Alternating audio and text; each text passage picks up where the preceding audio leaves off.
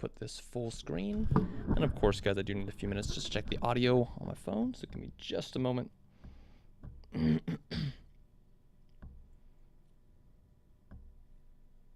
it says we're live.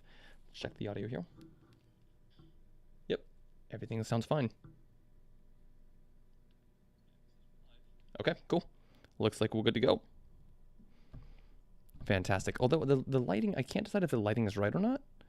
I'm having trouble like getting a good lighting with this. This is my new lamp. The new light I bought. It's quite good, but I'm not sure what tone to use because this almost looks like a little bit too, I don't know, strong? Is it just, I don't know, is it my monitor? Does it look? Yeah, I don't know. I need to get some opinions on that, like what I should put it on, because it's like, I don't know. All right, anyway. It's not bad, it's just I'm not really sure if it's how I want it or not. Benji's getting picky. Okay. All right, I'll give a quick introduction, then we'll jump into it. Adjust my camera angle just a little bit. Right about there should be fine. Yeah. Okay, awesome. What's up? Hello, everybody. Ben Jaye here. Welcome to the stream tonight. Good to have you guys here. Okay, so we got some stuff on the menu today. We'll be doing some K-pop reactions, maybe read some Reddit stories, some story time. But most importantly, the big thing for tonight is doing a Twice album tier list, where we make a tier list of all the Twice albums from best to worst, if there's any worst albums even for Twice, which there probably isn't. Yeah, there's gonna be a few disclaimers I need to make along the way, but oh shit, what up? Yo, yo, yo, what's up? Jules. Dude. Jules, do you want to jump on?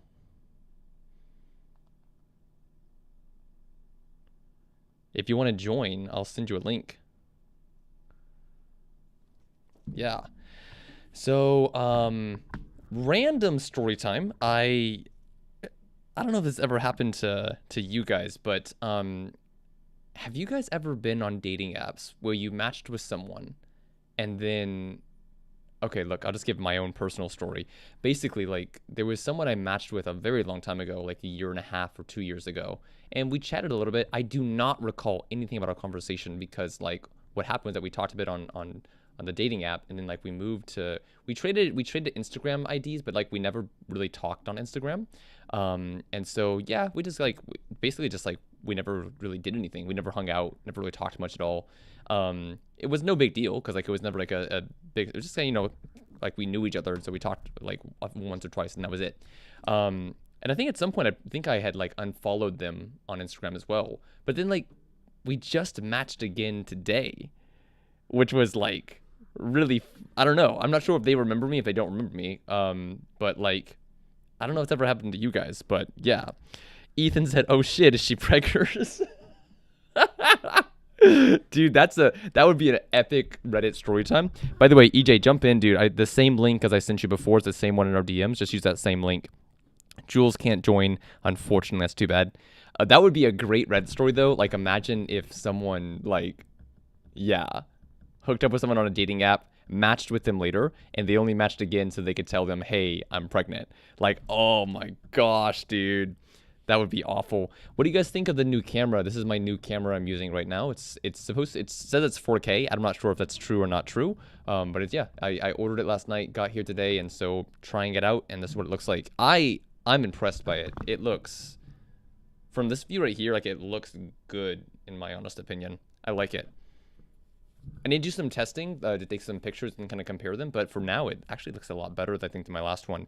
The last webcam I was using, I think, I need EJ to correct me if I'm wrong. I think I've had that webcam for like more than 10 years. Because not mine, it's actually like my family's webcam, but I took it with me when I moved to Korea. But as far as I know, we've had it since like 10 or 12 years, so it's an old webcam. It was like only 720, and this one says it's 4K. Down here, Kristen, what's up? Kristen, you should jump in as well if you want to, because I need your advice on like the tier list. EJ said, I think I met you a couple years ago, but I'm just making the rounds again. Dude, the dating scene is small in Korea, especially amongst like people who either foreigners or people who are comfortable using English. Yeah, it's a limited selection out here, no doubt about it. And then the other problem that happens, well, this one's a really annoying problem, is that you're probably gonna date someone who knows someone else that you know. Which is another thing that happened. Like I just matched with another person and we had talked casually a bit, made some plans to hang out, haven't hung out, but like I was checking out their Instagram page and I noticed that like like one of my colleagues had liked a photo of theirs, and then like someone else who I know, a friend of a friend, had also liked some photos of theirs. And so I was like, how do they know each other? I was like, what's this? Like, it's all interconnected. The dating scene is not very wide here. Oh man. You know what? I'm debating between like if we should, guys, give me some help here. Tell me in the chats down there. Should we read some crazy Reddit stories right now, or should we jump straight into the twice tier list? Because it'd be fun to read like surprise pregnancy Reddit stories. Surprise pregnancy Reddit. Okay.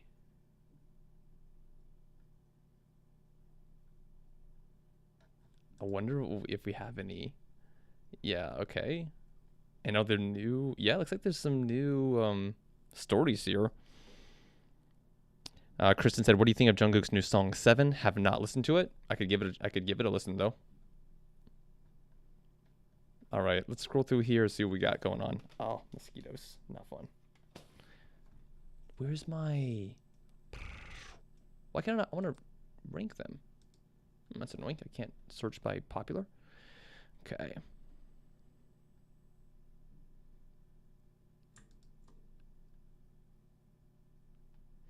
That sounds interesting.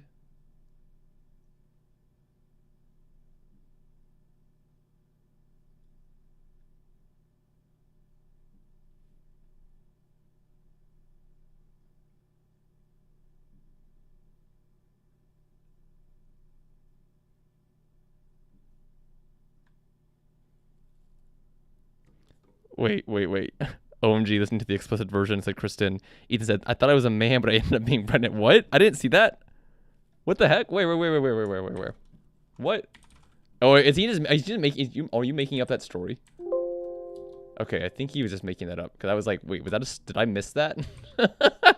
That would be quite that would be quite a story. Yeah, but anyone who's watching, let me know. I can send you a DM with the link.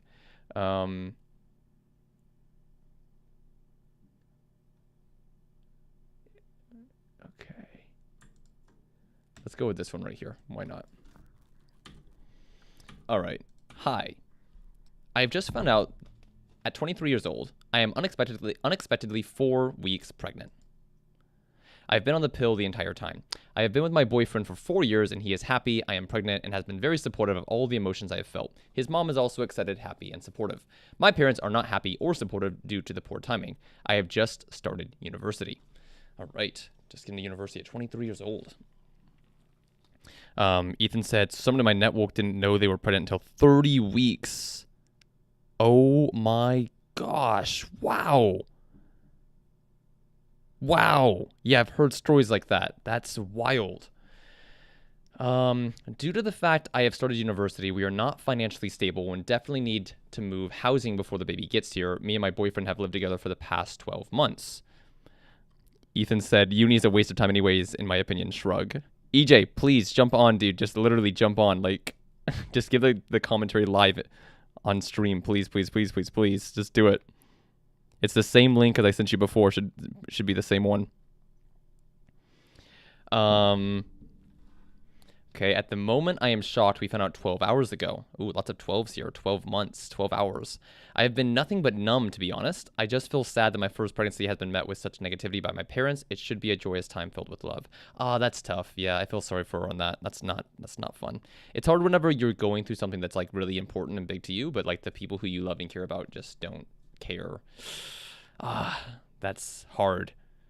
It's because it's a growing thing. Like, it takes so much time to grow through that. You even, like, once you've grown to the place where you're like, I'm living my life and I'm proud of myself, you can look back, but like for someone who hasn't grown to that stage yet, it's still like so hard. Oh man. All right. Down here, my head is telling me now it is not the right time, that I should terminate. However, I just feel like I'm going to really struggle to proceed with the process. I am completely pro-choice. I just feel I am too soft. However, this might be the most sensible choice due to our financial circumstances. Oh man, that's a tough one. That is a tough one. That is a tough one. Yeah, because I've heard the same thing from other people as well, where they were pro-choice, but then like once they had to actually get an abortion, they kind of like questioned themselves, because they were like, wait, I thought I was pro-choice, but then actually like doing it for myself, it feels like I'm not. And so it kind of made them double check themselves. I've heard about that situation before. Down here, the only thing that scares me more than a termination is bringing a baby into an unstable environment. Me and my boyfriend I feel we will be strong. He is everything I'd want in a father for my child. I just worry about the financial aspect of being a parent. I am honestly at the moment just freaking out. Any advice, support, or stories are welcome. I desperately needed to rant. Yeah, 12 hours ago, obviously, and you jump on here, 4 weeks pregnant. Wow. Yeah, that's definitely a shock, no doubt about it. It's I don't know, it's also too bad that like the only reason the parents were disappointed was because that she just got into university. It's like, so what? I mean, like if you're gonna be like disappointed, just be disappointed because you don't like the boyfriend or like something else. Why did it have to be like, oh man, you just got into university, now you're pregnant? Oh my gosh, that's kind of shitty. I feel like on the parents' part. Like, I don't know, between your daughter's happiness about having a baby, because it sounded like she was fairly happy about it, and going to university, it's like, just support your kid no matter what. Like, there's lots of, even like, there's people who have kids who go to university, and people who, you know, get to 40, 50, 60 and go to university. So, I don't know, that just seemed kind of disappointing to me about that. 12 hours is not enough time to make an informed choice, said one person. Pro-choice means any choice. You don't have to explain yourself, and don't feel guilty whatever you decide. That's the whole point of pro-choice. Yeah, that's a good one as well. I saw a quote and said it was like a post on Instagram talking about how the things they learned from therapy, and one of the big ones was never judging yourself was a big one. They said like never ever judge yourself, because it's already happening outside of you. Don't make it an inside job. Wow. From my own mother, when I was in your position, she supported me in termination, saying that same little soul will be waiting for you when you're ready to have a child. And she was right. Interesting. Yeah, there's really no right or wrong answer, I feel like, on this situation. It's really just like what she wants to do. And I think, obviously, like someone else said, it's too early. It's, you know, only knowing for 12 hours is too soon to make a final decision. But yeah, interesting.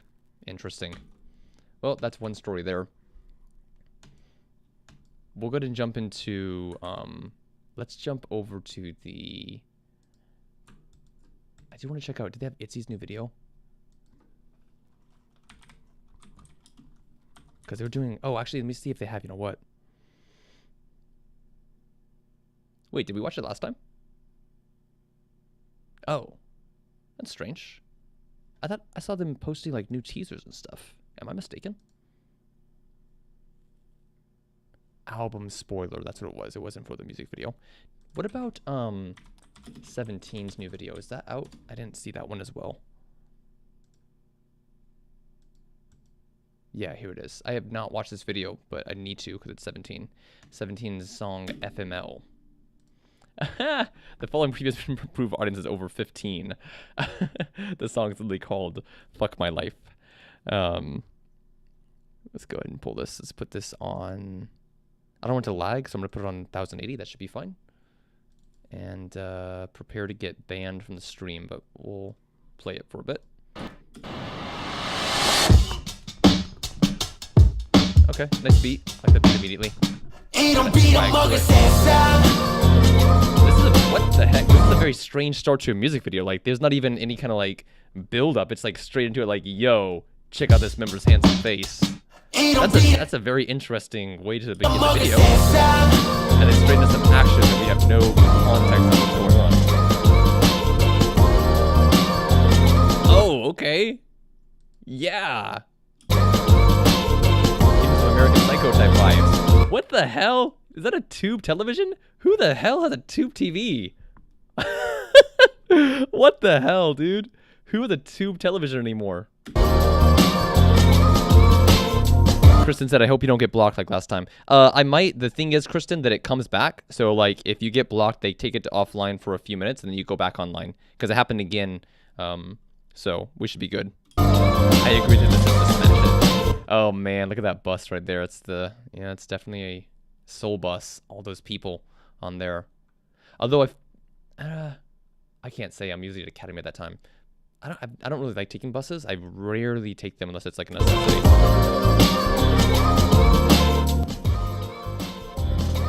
Because the song is kind of nice. I feel like it's not the actual song. It feels like it's more like maybe a teaser for the actual video. No, it is the actual song. Okay. The flow is really strange. It's like the flow and the narrative of it all is very interesting.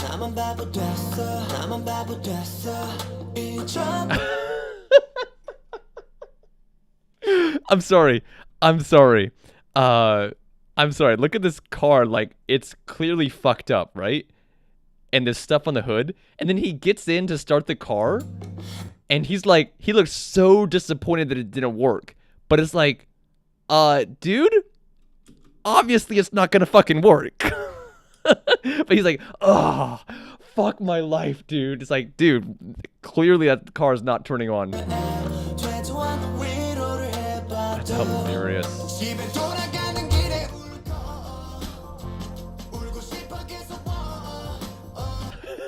What are you looking for? What's he looking for on this bus? He's like, where is it? Okay, wait, what? That's a stylistic choice, right? The fact that it's raining over there and not over there. That's stylistic, isn't it?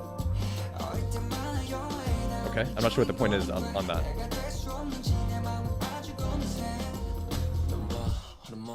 Passing out of bed after a long day. Okay, yeah, that's it. I like the chorus. The chorus is good. Chorus is good. I'm gonna mute it so I don't get it taken down. Chorus sounded good though.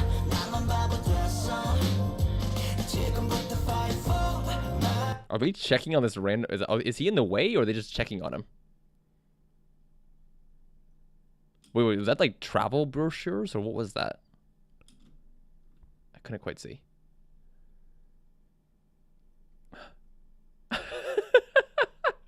What? Like, everyone's coming over to check on him. Like, literally everyone. What the hell?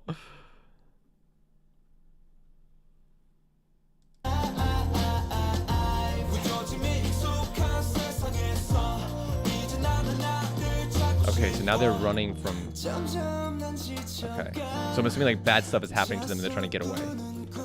Right? Okay, down here, Kristen said, I think every music video that any K-pop group has some meaning to it. Yeah, typically, usually they do. I'm gonna jump forward a little bit when we get to see. Yes, drink your problems away. Great idea. Nice hair, though. That's nice hair right there.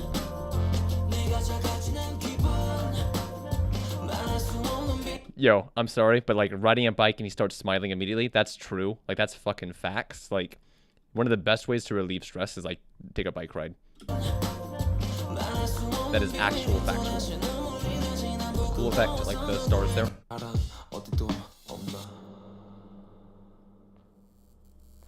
Okay, audio cut back and this lights off and... Yeah, that's definitely a 17 vibe. Definitely.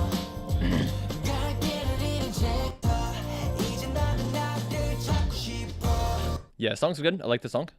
Oh, the car actually started. And look at this, guys. See, the problem, he figured out the problem. All he had to do was take the lamp off of the hood. Once he took the lamp off the hood, he was good to go.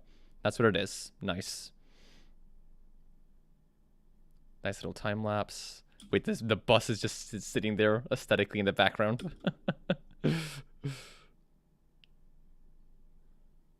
Breaking free, traveling. Wait. What did the building say? Building said something. Nothing will make you happy, it says. Nothing will make you happy. And then over here in the background, Something challenges, stay safe. I can't make out the first word. That was laughing. Okay, hang on. Fight. Okay, it says fight. F-I-G-H-T. There we go. Fight. Val, you can jump on as well. Val, it's the same link as I've sent you before. Just jump in. I have it muted to try to avoid copyright. I'm not sure if it helps or not. Fight for my life. There we go. So it went from fuck my life to fight for my life. All right, that's a good message. Inspired by everyone around the world. Okay, I'm not gonna lie. Like, song is good. Song felt solid, but like that music video and the way they did the narrative to it all, wow, that was unique. I'm not sure if I'm a fan of it because it felt a little bit like incoherent, to be perfectly honest with you. Yeah, I feel like it could have been a bit better. Even like, yeah, good. I mean, no hate to it. It was good. It was good, but it did feel a bit jarring and a little bit incoherent. I feel like it could have been a little bit more smooth. But yeah, cool song though. Definitely like the song. Let me save it on Spotify real quick. Oh yeah, and then Kristen said 7 by Jungkook. Here we go. Although I'm not sure how many videos I can play before I get taken down. Oh yeah, I saw this popping up like all over the news because like he wasn't credited or something like that. I'm logged out. That's strange. Anyway. Okay, so I might play this one a bit later. I don't want to play it immediately after 17, so I'll hold off a bit. For now, let's jump into the tier listing. And again, just to repeat myself a million times, anybody who's watching, you guys have the link already. Kristen, EJ, Val. So if you guys want to jump in and join, that's 100% okay with me. Explicit version JK. Is there a difference? Is that not the explicit version?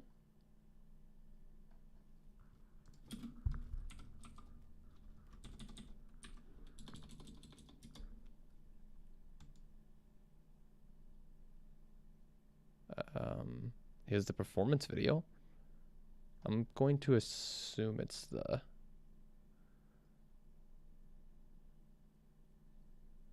What do the lyrics even say? Maybe I want to watch that one. I don't know. But yeah, I'll pull this a bit later. I think it's literally one word, but the interwebs are all shocked. 7 is really nice, but for me, it's a bit funny too. Oh, so like they're upset because he said a bad word? What did he say though? That's so silly. I'm sorry. That's just like swearing and getting like people reacting to swearing is like so strange to me. I remember also like even back with like the Jonas Brothers, whenever Joe did like his first solo song.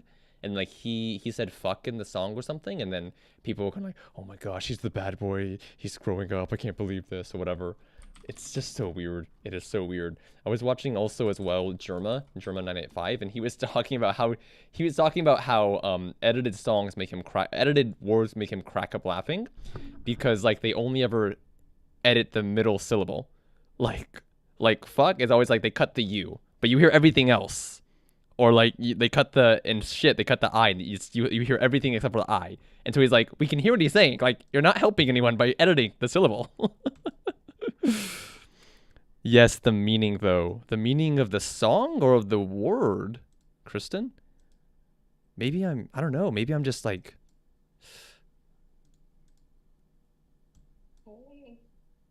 Wait, Val, I could think you're a little bit muted. I can't quite hear it. There we go. I think it's like literally one word, one space, and like internet is like, oh my god. I'm gonna go crazy. I'm gonna go crazy. Like, I gotta see what it says. I have to see what it says. But also, I need to keep in context that this is the K-pop world. K-pop fans are notoriously like, oh my gosh. Okay, I was on the New Jeans Reddit the other day because The Weeknd posted New Jeans' song on his story, and so the comments on Reddit, like everyone's like saying, ooh, he's trash, like we don't care about him, he better not get close to the girls, he better not try to collaborate with them, he's trash.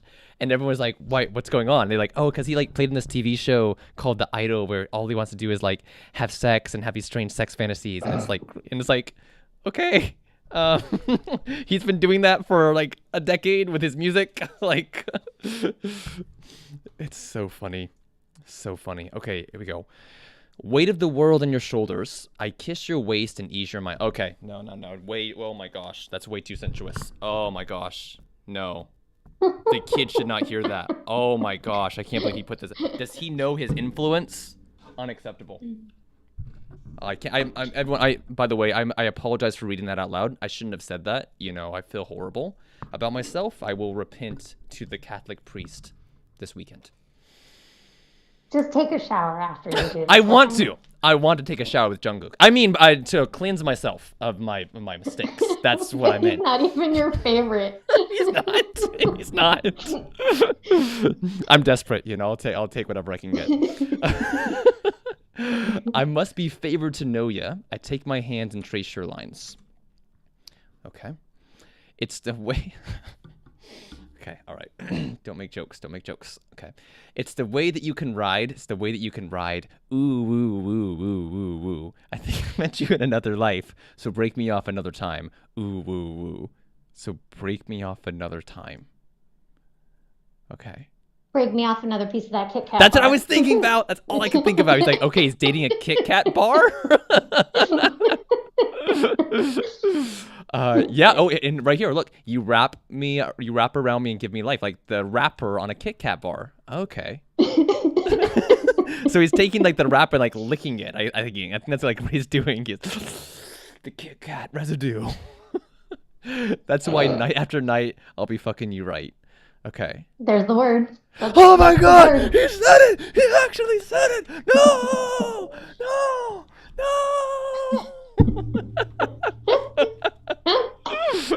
Oh my gosh! Oh no! I can't believe this 30-year-old man actually said he's fucking someone. Ah! Okay. Oh, okay. He's 25, so he's 1997. Okay. All right. 25 years old. Okay. I have some news for everyone. Jungkook's had sex before. I'm sorry to break it to you. I'm so sorry. I didn't want to be the one to do that, but someone had to tell you.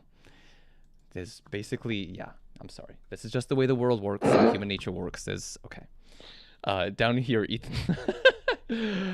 Kristen said, the one thing I was really not happy about is that this is the first song from his first solo album. Like, come on. Really? So it bothers you, Kristen? How strange to me. Ethan said, for real, though, very unrealistic to expect that he would go 7 days out of the week. Dude, I don't know what people think, bro. Like, once you hit college, people are having sex, okay? And idols are just human beings. And I don't know what people think happens in Korea, but like, even though it might be a conservative country, like, people are hooking up over here, okay? Like, it's happening. And your idols are doing the same thing, okay? I'm sorry.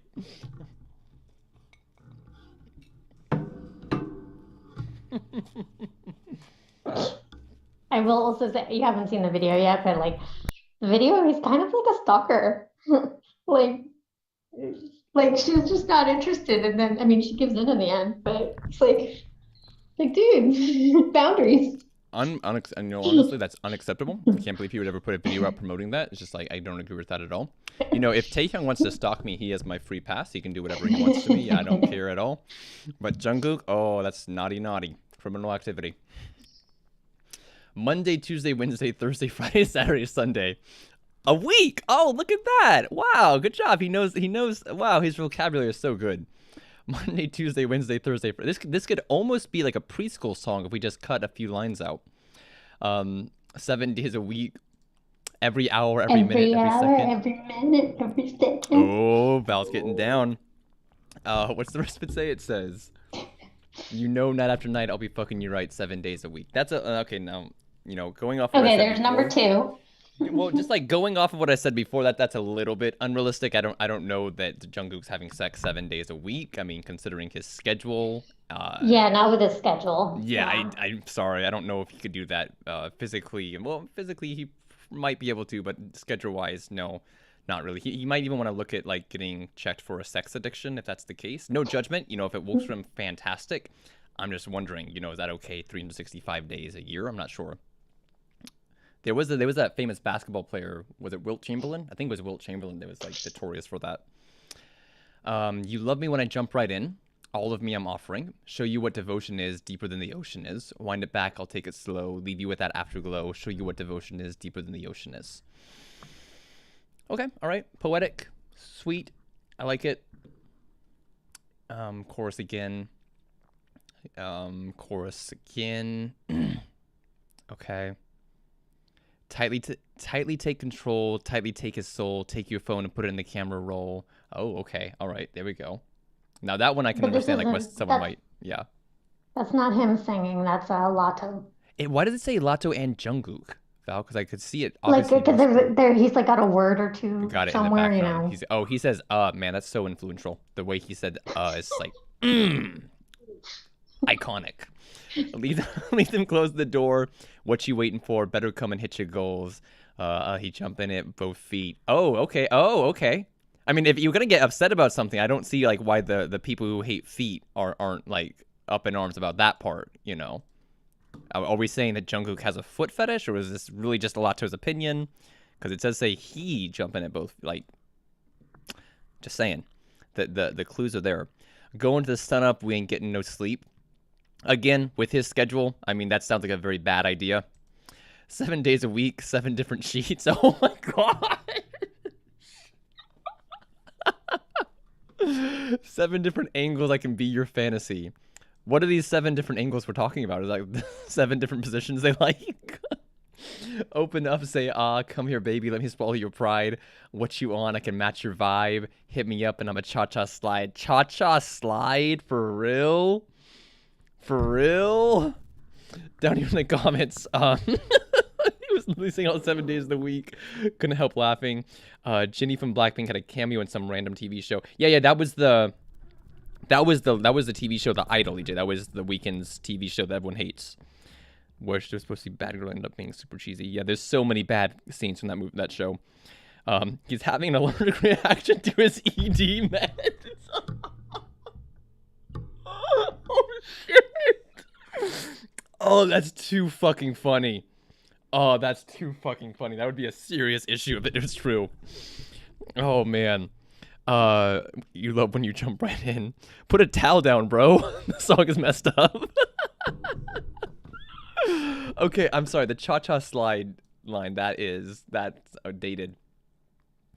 You make Mondays feel like weekends. I make him never think about cheating. Oh man, that line is to me like, if I don't really care about the other, like, I don't know. Okay. Got you skipping woken meetings. Oh, there's our explanation. I see. So he's just so obsessed with sex and his partner that he's just skipping all. Is this why BTS broke up? Maybe that's why they put a. Maybe that's why they're on hiatus. Fuck it. Let's sleep in. Yes, 7 days a week. Ooh. You probably should sleep in if you're doing it 7 days a week. Okay. All right. So it says here, it's a refreshing reintroduction of the skilled singer. Got 12 million views in 1 day. Okay. All right, cool.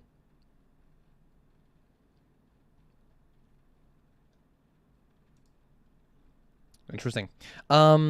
So yeah, overall, like, I need to listen to the song. The lyrics, I mean, I don't really care too much. I mean, it's definitely not the most extreme song out there. It's pretty tame It's not the most creative either. Not the most creative as well. Like, I'll be honest, this doesn't really give me any reason to get shocked or be surprised or be like, oh, like, I mean, like, it's sensuous, but like it's not like way over the top or anything. No, but what do they call those, like earworms where the song Yeah, gets but it's stuck not in, like super like catchy.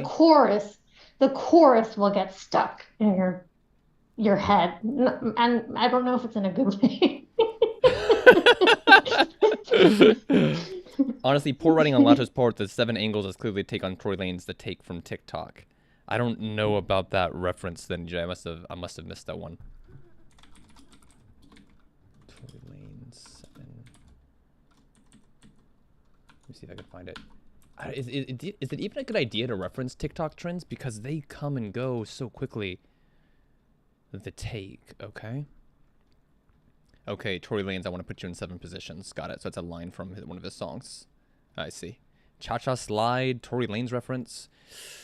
Tory Lanez ain't the best guy to be referencing. Okay, let's give the music video a quick watch then. Let's see what's going on with this video. And by the way, guys, if the stream does get, like, banned, just wait around for, like, 3 to 5 minutes. It'll come back up. It's only a temporary ban. Okay.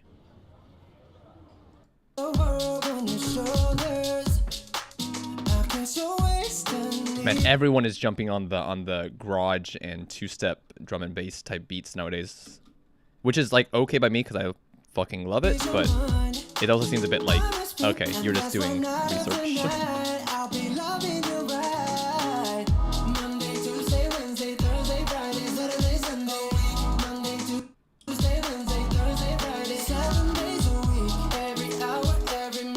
Every minute, every second. Yeah, Val, I see what you mean. I see what you mean.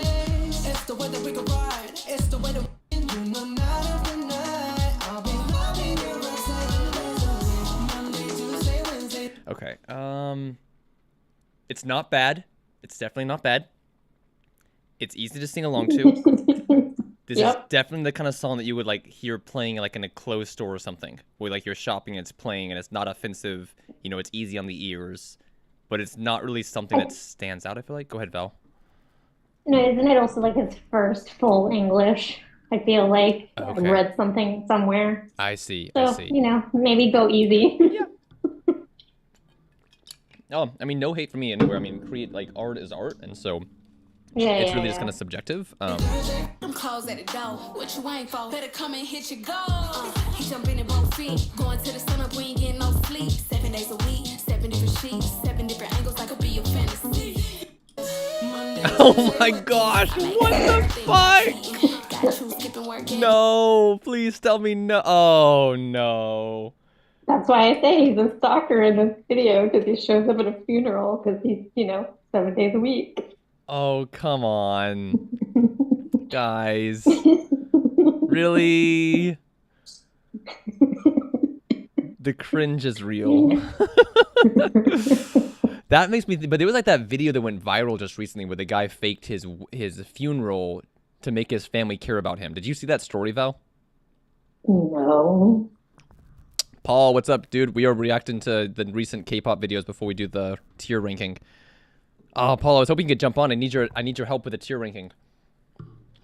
Yeah, because I am not capable. I know, right, Val? People expect to come play Gloomhaven at 9 o'clock. Dude, put them off for like 30 minutes, make the tier list, and then jump over and do Gloomhaven. Let's see right here. Man fakes funeral. Yeah, here we go. Man fakes own death, shows up at funeral to teach family a lesson. Because he wanted to see who truly cared for him. Who loves me? Yeah, exactly. A man in Belgium arrived by helicopter to his own funeral.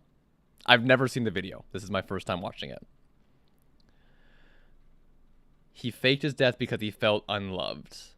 Oh my gosh. Look at these people like slowly walking over there. He wanted to see who in his family cared for him. That's like hella manipulation and like. Oh, I know, right?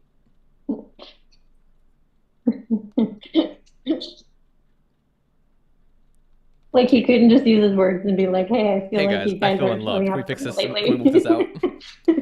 Oh man, I don't know, dude. Yeah, someone said down here, I've always wanted to do this minus the whole coming back thing. If I fake my death, none of them are seeing me ever again. Oh man, I don't know. I mean, like if it's that bad, maybe you should just consider like just leaving everyone and cutting them off. You know, like you said, just like talk to them and figure it out, and if not, then let it all go. Paul, I'm scared for my life if I rank anything below A, but like I feel like I'm gonna put stuff below A.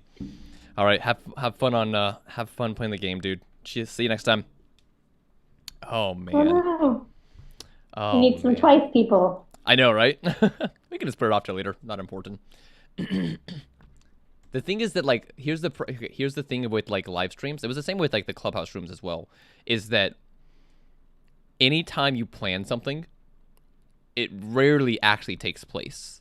Because the way that like our streams work is like we just jump in and start talking about random stuff. So it's like that's why I almost don't like to plan stuff anymore, because it's like, why should I? Like we're just gonna hang out, you know, and find something else to do. Yeah.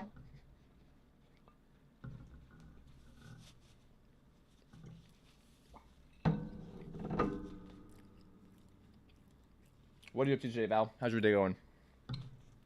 Yeah, just lunchtime.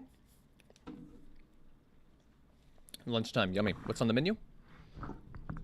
Salad. Salad. Okay. Salad with some leftover rice. So Salad it's kind of like a rice bowl. Okay, yeah. That sounds yummy. That sounds yummy.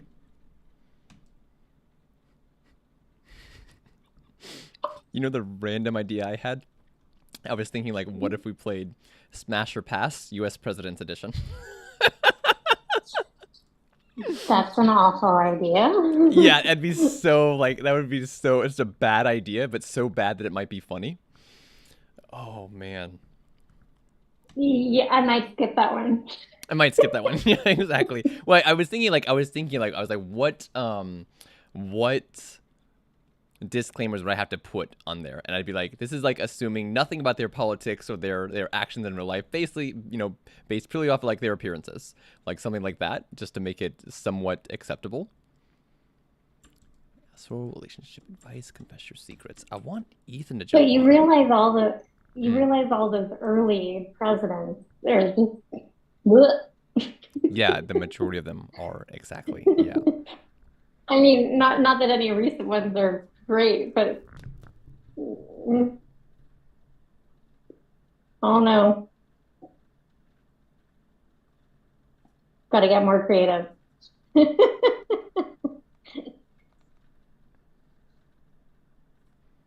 All right, guys, I'm gonna need some help here. What should we do? Should we do the tier ranking, or should we wait till Paul joins, like, later? We do have, like, 4 people here, so I'm assuming they must be from Instagram, so they might want to see the tier ranking. Okay, fuck it. We're doing tier ranking. All right, guys. In Val's defense, she knows nothing about Twice, so hopefully she'll jump in with some, you know, unbiased opinions. I am biased, and I also need to give a disclaimer here that's gonna make everyone disappointed. There's a strange phenomenon about K-pop. Oh, good, Ethan's here. Oh, wait, if Ethan's here, we might change it. There's a strange phenomenon with K-pop that, like, whenever you're in your native country, you listen to a lot of K-pop. And then once you come to Korea, you stop listening to K-pop. It's happened to a few people, happened to me. So, like, back in certain years before I was in Korea, I did listen to a lot of K-pop, and I did watch Twice stuff all the time. When I come back to Korea, though, I always, like, stop listening to K-pop because I'm too busy. There's other stuff, and also you're surrounded by, like, Korea, so, like, there's not really a need to, like, be consuming Korean content. It's kind of strange, but that's just, like, the way it feels. So I haven't listened to a lot of Twice stuff after, like, 2019. After that, I haven't listened to a lot of Twice albums, so that should be taken into account. EJ, what's up? Audio check. Yo. Can you hear me? Yes, we can. You're looking great today, dude. Probably disappointing. Yes. What's that? You're looking great today. Thank you. It's my new director image. I love it. Director image is a real thing and a good thing. Repping Yeah. the shirt there. By the way, dude, how does Oh. my camera Oh crap! I'm look totally compared to the spamming other? myself. Yeah, What's that? that sucks. I said, oh yeah, I'm totally spamming myself. That sucks. I'm not supposed to dox my location.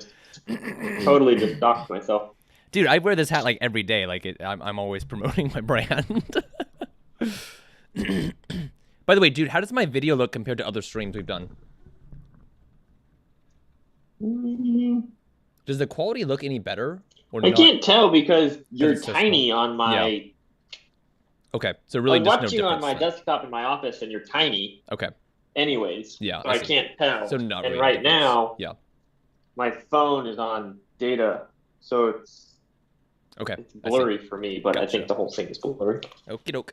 I'll take some pictures later for reference to figure it out. Webcams are hit and miss because Oh, there's so many I don't variables know. like your there's internet connection. yeah, there's a whole confusing science behind it of like how like the way that they encode the video as an increment and things like that. It doesn't necessarily have to do with your Wi-Fi speed or the actual quality of like the length and stuff. So Okay. it's complex, but I'm sure it's decent. Oh, I think it's decent as well. I mean, like, yeah, I mean, like, it was about $50 for like a 4K webcam. So obviously, like, I'm not expecting that much because, like, for a real actual 4K webcam, it's like they go for 100 or 150. So I'm obviously expecting budget 4K, but I was just realizing that the other one is like only 720, and we've had it for like what 10 years. I can't remember if that's the one that our uncle gave us or not, because I thought it was the one that our uncle gave us, but then I thought that one might have got broken. So I can't remember where we got the one that I used, but it's like 720, and it's from like 10 years ago. So right now, I am using. Let me turn this off real quick. Right now, I'm using what is it? It's a LifeCam, a Microsoft LifeCam. Okay. That has like the tubular body. Is that the same one that you're using? No, I was using the square shaped one. It's like a square. You have the square one. I'll grab it real quick. Okay. I don't know how long we've had the square one. I know the LifeCam, we've had a couple different versions of it. And that one is like one of the ones that we've had the longest. Okay, here we go. It is Microsoft, but it's this square one right here. This one. And I can't remember when we got this one. Yeah. Yeah, we've had that quite a while. A long time. Long time. Yeah. Okay, since EJ's here, I'm quite tempted to totally switch it up and just do something else. Confess your secrets, relationship advice, am I the asshole? So I have to say about that, like that whole Jungkook thing. Yeah.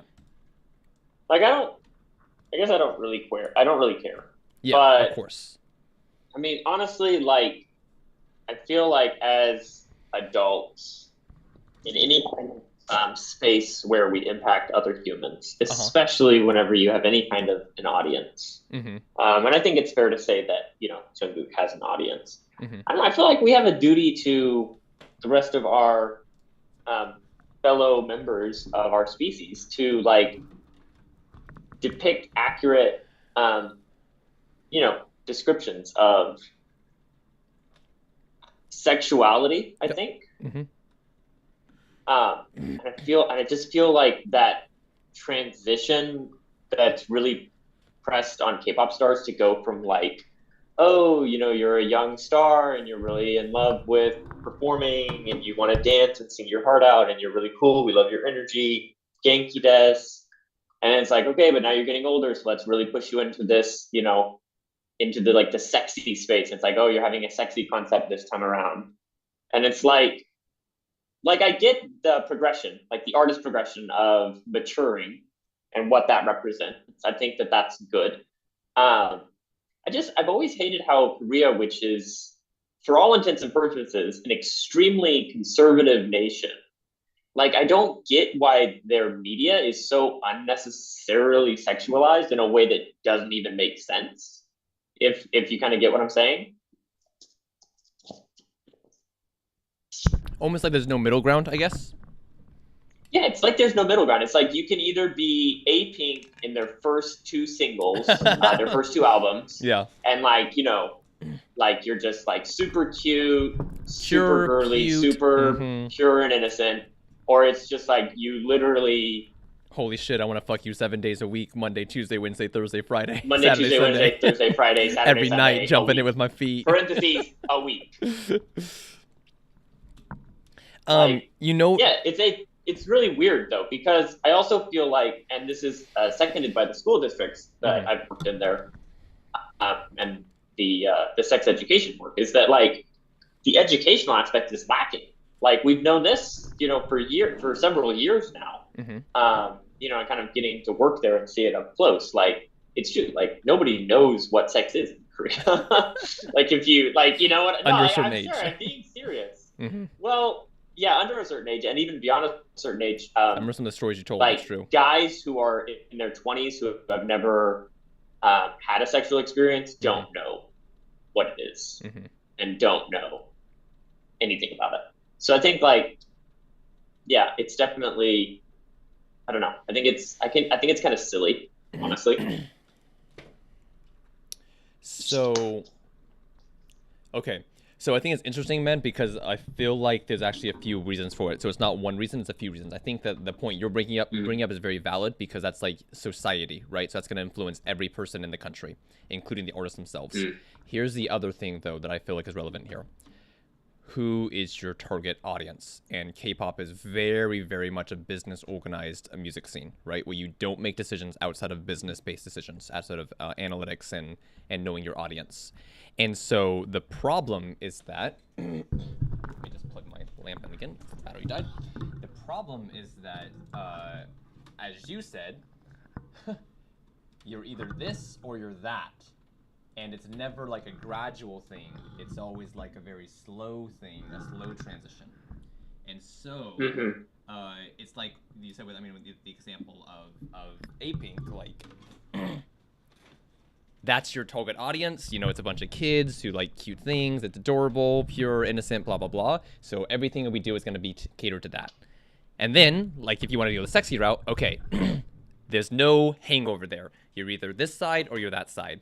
And so you need to just go all out as much as you can because this is our target audience and they're okay with this and they know about this. And so don't care about anything else. Just focus on this group right here. So it kind of, I feel like that's the reason it happens is because they know who the target audience is and they don't even want to, worry about everyone else because that's not part of the target audience for this project. Whereas for, I guess like in a more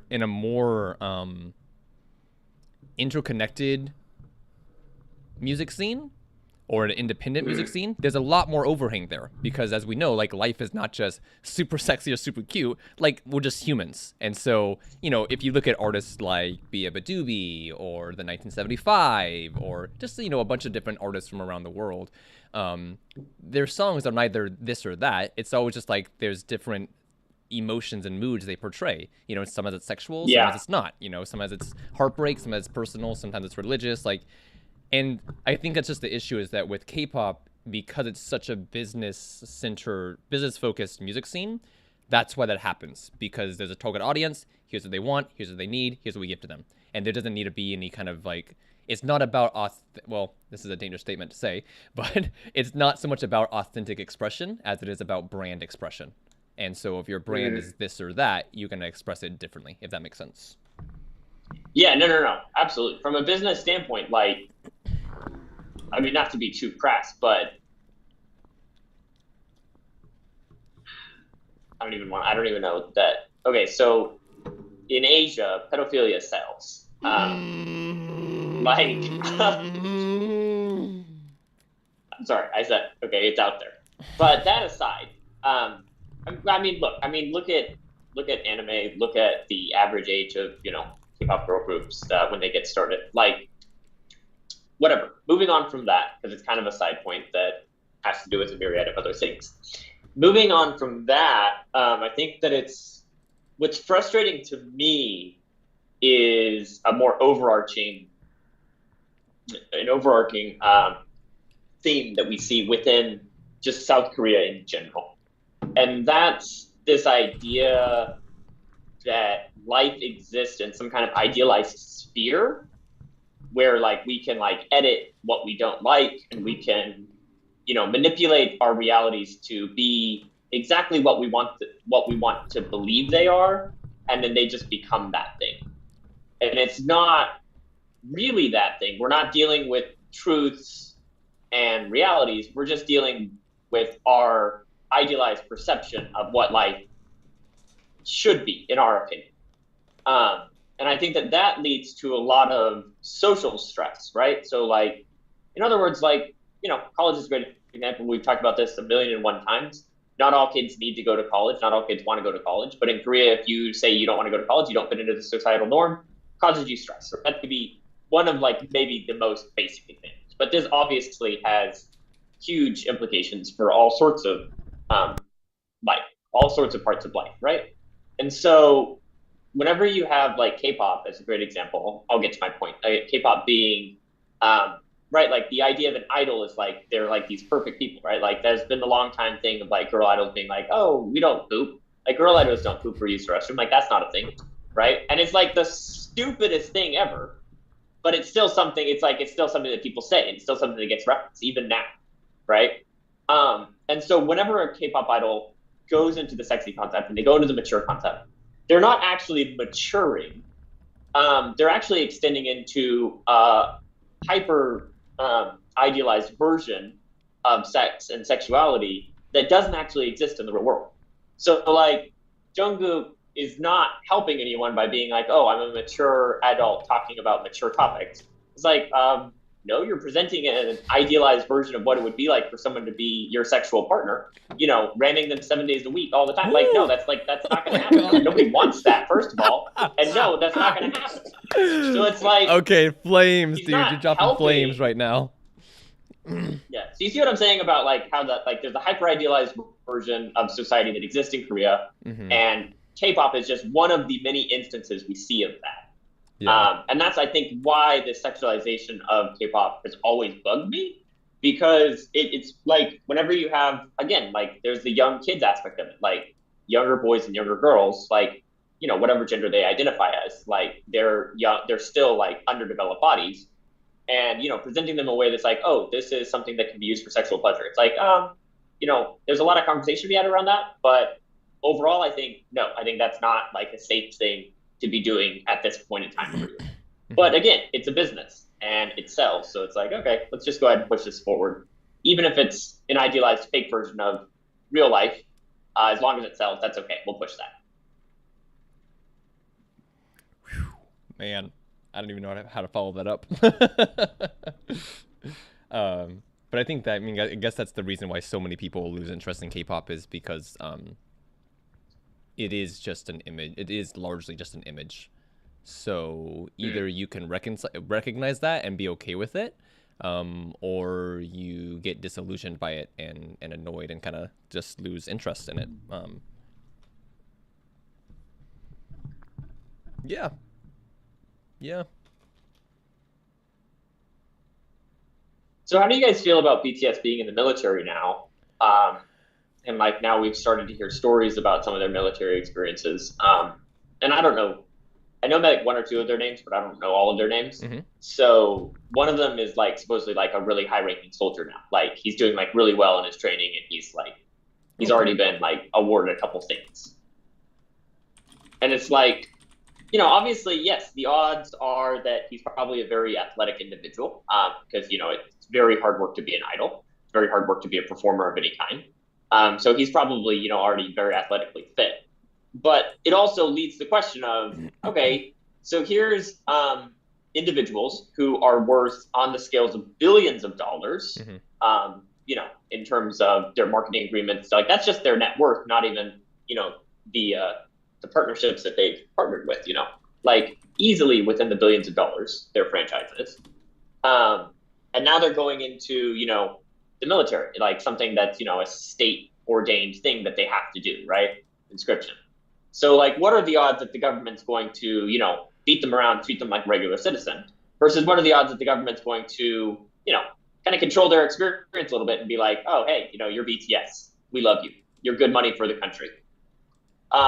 And then, like, the other question is, are people, is that an okay thing to do? Like, is it okay for the, for the health of the country, for the government to maybe bend the rules a little bit for these individuals just because they're of such high net worth? Or, is that not fair to the rest of us who are just living a working class, normal life? So I think there's obviously some questions there as well. You're not that we've seen that, and again, we've seen those implications in the film industry and academia before as well, with idols getting their degrees and being like, oh, there's no way you actually studied for that degree, blah blah blah blah blah, right? Yeah, to kind of add some more legacy admissions to that point. Like that. You weren't lying about billions. Actually, it says here that BTS's combined net worth is 3.6 billion. That's fucking insane. And their contribution to the Korea's economy is $4.6 billion. Holy, which is basically like a whole industry. That's insane, dude. Yeah, dude. Insane. Yeah, absolutely. So again, like it's one of those things where, what are you gonna do about it? What are you gonna think about it? Not what are you gonna do about it? What are you gonna think about it? Yeah, that's for the Val. Do you have anything to say? Val, please jump in. No, I mean, honestly, what came to mind is like they really haven't had any bodily autonomy for years, because it's either been the music label and now it's the military. Wow. Well, apparently Jungkook has some.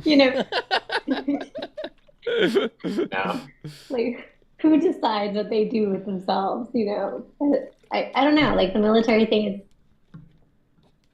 I mean, I don't know that much, but I feel like I do think it's it's hard. It's like, yes, it's good that they're going into the military and they're not getting an exemption, but if they're being still treated differently within the military, then what's the point?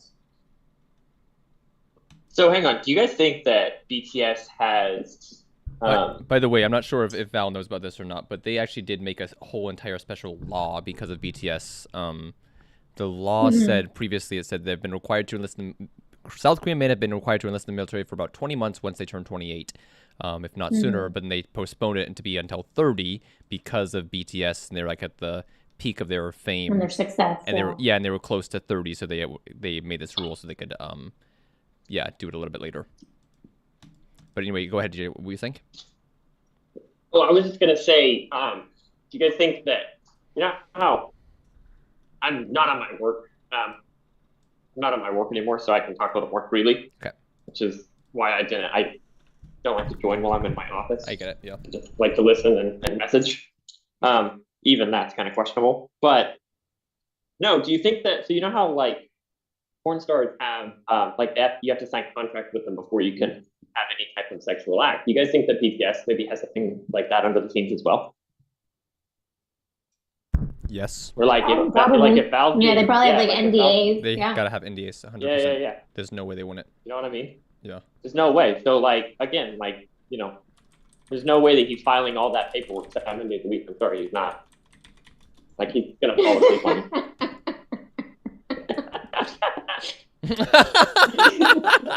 I just got it. That's hilarious. You know what I mean? He's not gonna file all that paperwork. He's like, Like everything has to be scheduled and planned. Like it's impossible. Yep. oh yeah. No, he's like, did your people get with my people? He's like, no. He's like, okay, then nothing's happening. Get over on your set. There was a whole story about that here in the States, you know. With I don't even know what his name is. He's like he's buddy with Jake Paul. Jake Paul friend. Or sorry, Logan Paul. Logan Paul co-host. Yeah, Mike. I can't remember what his I don't know what his full name is though. There you go. Mike. There you go. Yeah, cuz like he was a buddy with Logan, his name's Mike, and then like he was going to have sex with Charlie what's her name? D'Amelio's big sister or something? Yeah, like with her big sister, and so like they had to like sign an NDA before they did anything. Was it Dixie? I think it was Dixie. Yeah. You can't reference size. You can't reference performance. I don't know what it said, but like the reason I know about it is because like they brought it up on the podcast. They were talking about how he had to sign this NDA, but like they never actually had sex though. But like it got interrupted by Logan Paul. It was like some drama about that. I don't even remember, but yeah. So just like in like what you just said though, that does happen like around the world. People signing NDAs before intercourse. Okay, there's... Did BTS's J-Hope receive special treatment during military enlistment? Okay.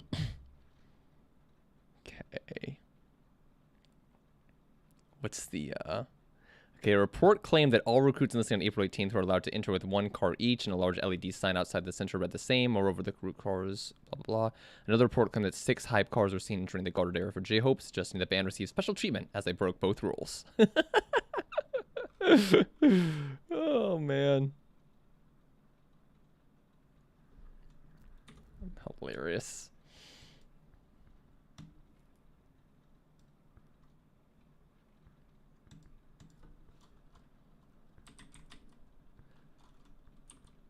I'm not sure if EJ is still there. EJ, are you on Team Barbie or Team Oppenheimer?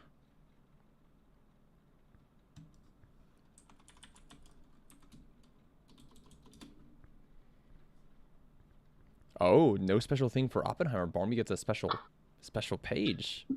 Oppenheimer. Why can't it just be Barbenheimer? It did. I mean, that's what everyone's saying. Barbenheimer. Yeah. Did you see that though? Look, they gave Barbie a whole special Google page. It was sparkling and it's all pink, but Oppenheimer's nothing. Ooh, Google's biased. But rightfully so. I'm gonna go see it this weekend. Yeah, this Sunday. This Saturday.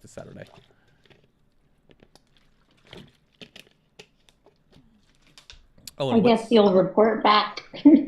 yeah, me and Diana are gonna go watch it. She wants to watch both of them. I don't know if I can sit through all of them because it's like 2 hours for Barbie and 3 hours for Oppenheimer. It'd be 5 hours of Ooh. watching movies. I don't think I can do it. I don't know that Barbie's gonna be worth watching. For be honest with you. Huh? What did you I'm say? not sure. Not sure, dude. We'll see. Choose your words carefully, Ethan. Choose your words carefully. We will see. We will, no, see. okay. To be fair, we will see. I maybe my hopes are too high. As you know, I am a massive Ryan Gosling fanboy. I believe he chooses movies very carefully. He is always very tasteful with the films he chooses. They're very strategic. They're very intriguing roles. The whole me and Val have talked about before about how it's Greta Gerwig. Like it's clearly going to be some kind of social message. If I'm disappointed, I'm going to be angry as fuck. But I don't think I will be. I don't think so. I'm not a big fan of Margot Robbie. That's true. But dude, I can't stand it. But I also Honestly, don't. apologies to all the people because I know that she's like a big thing, but no, I'm that's a no from me, dog. Yeah, exactly. And to be fair though, I'm also not a fan of Emma Stone at all. Do not like her at all. But La La Land was a fantastic movie. So I trust Ryan Gosling to carry the film. Ben, I know you don't have a MacBook, right, Ben? I do not. No. Why? Val, do you use MacBooks? Nope. Nope. Awesome. Love that for me.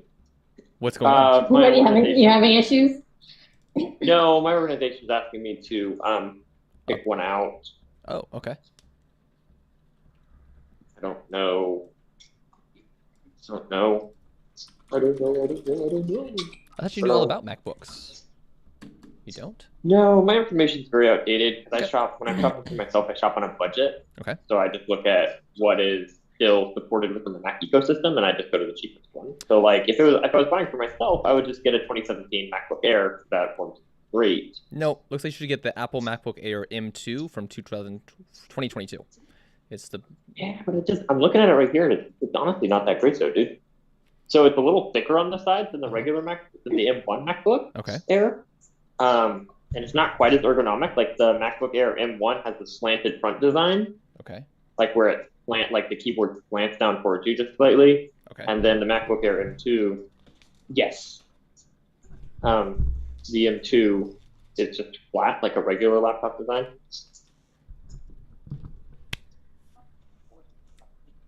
I don't know. My only question is like, am I gonna need the MacBook Pro for like the better performance and things like that, or do I just want the light? Do I just want the lightness of the MacBook Air? You know what I mean? What are you going to be using it for? I mean, if you're going to be carting it around, then yeah, lightness would be an issue. But if you're not going to be moving it around much, then like go for the heavier. No, I'll be machine. I'll be moving a lot. I'll be on the road a lot with it. Okay. And I don't perceive myself using a whole bunch of like heavy lifting with it. Okay. At least I shouldn't have to. So that's why I'm just thinking, don't need the Pro. The only main difference for me between the two of them is going to be the touch bar, whether or not the touch bar is there. Okay. A little touch bar at the top. But honestly, I've heard bad reviews about it. Steve has one, and he doesn't really like it. So. What's wrong with the touch bar, I wonder? Why is that an issue? So the touch bar at the top, it's like a little screen that you can like click on like emojis, and it's like a little touchpad thing. Okay. And it's like an extension of your keyboard, but it's touch enabled. So it's like a screen that's touch enabled at the top of your keyboard. I see. And you can like do different things with it. Dude, touch screen I don't know if this applies to like what you're talking about, but touch screen laptops are the bomb diggity. Touchscreen laptops are? Yeah, because I have one that's a touchscreen laptop, and what is it even called? It's the Lenovo Flipbook or something like that. I'll pull it up for reference. Yeah, right here. So it's like one of these ones where it flips into a tablet, but it's also a laptop as well. And I've gotten so accustomed to using the touchscreen that like whenever I'm using another laptop, I go to touch the screen and it doesn't work, and I'm like, what's going on? And like the person always like, it's not touchscreen, and I'm like, oh. Not touchscreen. Sorry. And you're like, oh, that's strange. It's like, dude, I'm not even like trying to like be a flex or anything like that. Like it's just like force of habit. Like I am so in the habit of like touching screens. Man, it's weird. It's a weird experience.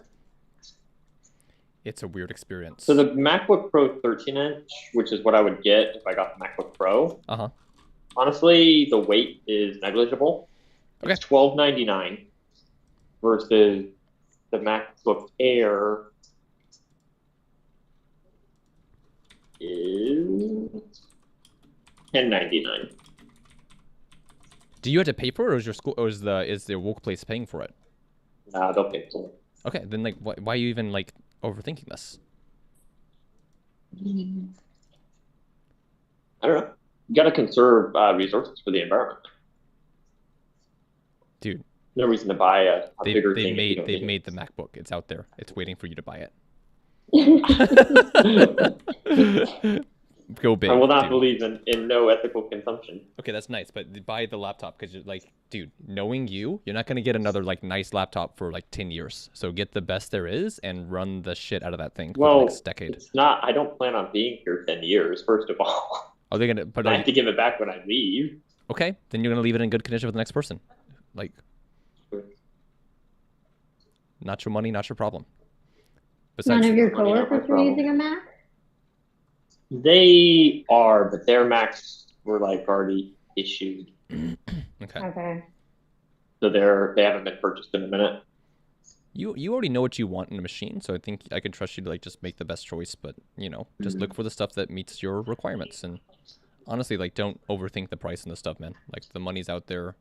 You're gonna get your use out of it. Someone else is gonna get their use out of it. Yeah.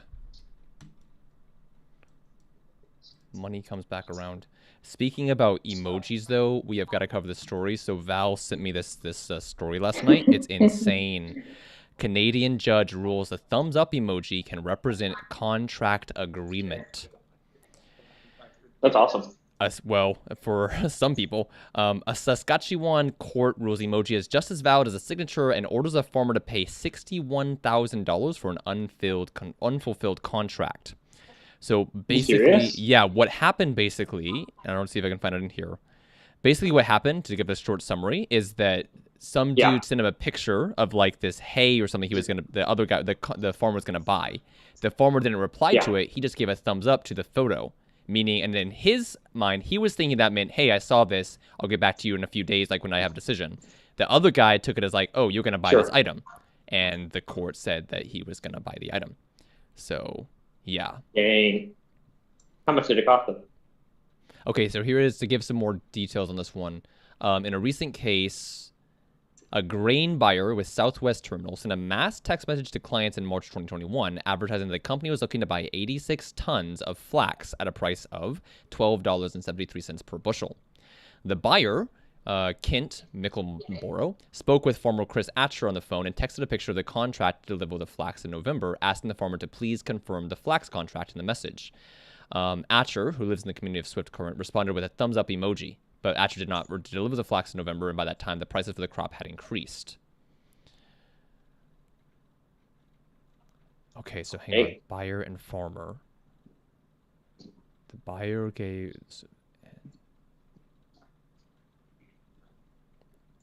thumbs up. So the farmer... but the farmer didn't deliver the flax. Okay. Mickleborough and Atcher... never remember where the chocolate shop is in the mall.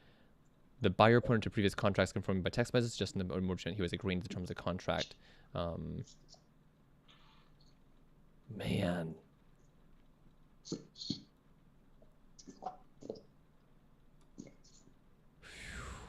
My gosh. So I'm so confused looking over this. Is that like why is he debating it though? Because he never delivered the flax. Is it because he wanted a higher price for it? Because it says, but it says that the farmer Chris did not deliver the flax in November, and by that time the prices for the crop had increased. So who did he rule in favor of? That's what I want to. Now I'm confused. So like, who's getting the money? Farmer to pay. Oh. So the farmer. Okay, so got a cheaper price on it. Not that. It's just that the guy sent him the contract. The farmer gave a thumbs up, but never delivered the flax because he thought it was never confirmed. So okay, So now, so the buyer sent the the contract buyer being has like, "Hey, it's to- good to go. Give it like confirm this." The farmer gave a thumbs up. So the buyer's thinking, "Okay, we're done. I'm gonna give you the money. You're gonna give me the flax." The farmer thought, "Hey, I never signed this, so I'm never gonna deliver the flax to you." And so now the buyer is like suing him because he wants him to cover the fact that he never delivered the flax to him. Which is that's how I'm understanding it. I got it. So now the farmer has to pay $61,000 because he never delivered the flax.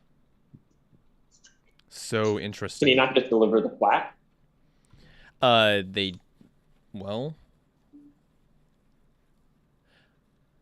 the problem is that the price for flax increased now. So like the buyer doesn't want to pay them more money. He wants the old price for what he had ordered. And maybe he doesn't No, need it exactly. anymore. Yeah, And exactly. he That's might what not they need it ruled anymore for. now. Yeah, he might not need it anymore. The thing here though that's like so interesting is about like the meaning. So it says Justice Timothy Keene, who at one point used a dictionary.com definition of the symbol, lamented that the case led the parties to a far-flung search for the equivalent of the Rosetta Stone in cases from Israel, New York State, and some tribunals in Canada to unearth what a thumbs-up emoji means.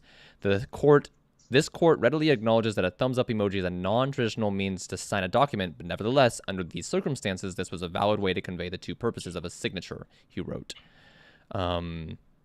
But yeah, my only problem is, like I was telling Val, is that the fact that everyone has a different meaning for emojis, and the meaning of emojis can change over time as well. Where they mean something at one point, they mean a different thing at another point, Yeah, like So- what emojis could we like, really mess up the world with? So we are assuming that because you sent an eggplant emoji, you intended to have sex. No, that's not what I meant. That's interesting. So consent, in other words, I Like if- mean, yeah, sure. proving that consent was delivered at some point in time prior to the actual act taking place. Just in general, because even like think about like the peach emoji. Like we didn't start using that to mean booty until like a few years, like what, 5 years ago maybe. So like taken in the wrong context, like I don't know, like it's just so many ways that emojis change over time. I think even with the thumbs up emoji, I saw an article about the thumbs up emoji, how at one point that was like common used to just mean like, cool or good, but like nowadays most people don't use it because it feels like uncomfortable and outdated. They'd rather use like the okay symbol or something else. Does the same thing apply to GIFs? Or is it just emojis? That would make sense, wouldn't it? That would make sense. Especially because some GIFs have like wording on it, so. So, I think I'm gonna lose you. Yes, we can still hear you so far. If it's the famous Leo DiCaprio lifting his drink GIF, Yes. And what it'd does it be like, signify? yeah, no, exactly. It's like you were down with what happened. You were commiserate to events. Like, no, I wasn't. Okay, so look, like I this is didn't know also... they were doing crack cocaine. This is also interesting. I want to hear you guys' thoughts on this. I was watching that channel I sent you before, Jay, but that lady on YouTube does like the autism videos. Yeah. And she said something that I've always felt as well, is that she loves to use emojis and GIFs when she communicates because it's easier for her than to put her emotions or thoughts into words sometimes. And so sending a GIF is like a great way for her to express her feelings or emotions, and also to what did she say? She said to make her writing more expressive, because she said usually she'll talk in a monotone voice, but using GIFs and emojis can give her a way like to spruce up her speech and communication. And yeah, same way for me. I love using GIFs in conversation or emojis and stuff like that, just to make it like more snappy, more expressive, more vibrant, than just saying like, hi, yes, goodbye, hello, I miss you. It's Right. like... Right.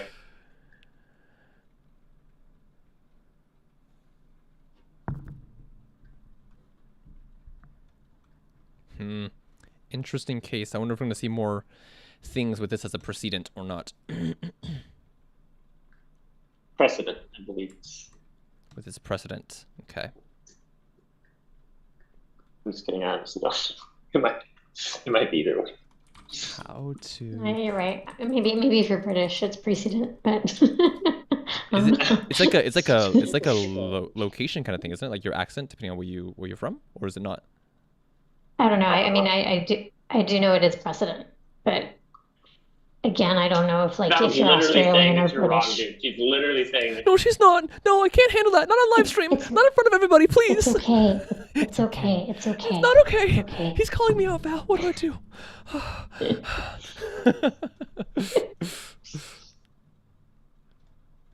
Oh, I heard a strange word the other day.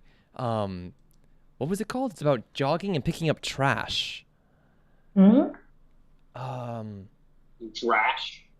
No, it's like.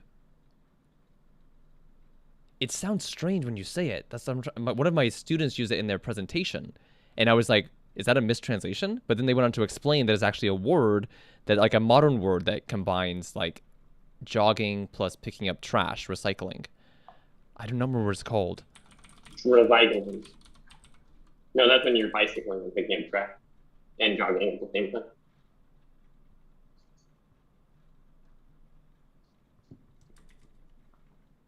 Plogging. Yeah. That's what it is. How do you spell it? Is it really? Plogging. Plogging. Thank you. Yeah. Because I thought it was like flogging, but it's plogging. That's what it is. It's plogging. Thank you, It's Val. Swedish. He's just getting like Swedish an word. 8th grader's English education today. He's just like, is this precedent? This president? President? That's This strange. Dude, sometimes, He's man. like, I think it's like an accent thing, right? And I was like, actually, Tomatoes, you're wrong, but tomatoes, I mean, you know? Sure. Yeah, Well, okay, here it is. You're wrong, but Plogging, a term invented by Erik Alstrom, referring to the act of picking up trash and litter while jogging. Originating in Sweden. you can't just be going around making up new words, man, like all willy-nilly. Like, We did, dude. We just did. Plogging. It's funny though. It must be common enough to actually like be a thing that happens, I guess. well, I'm glad we have some people out there that are nice enough to pick up trash while they jog.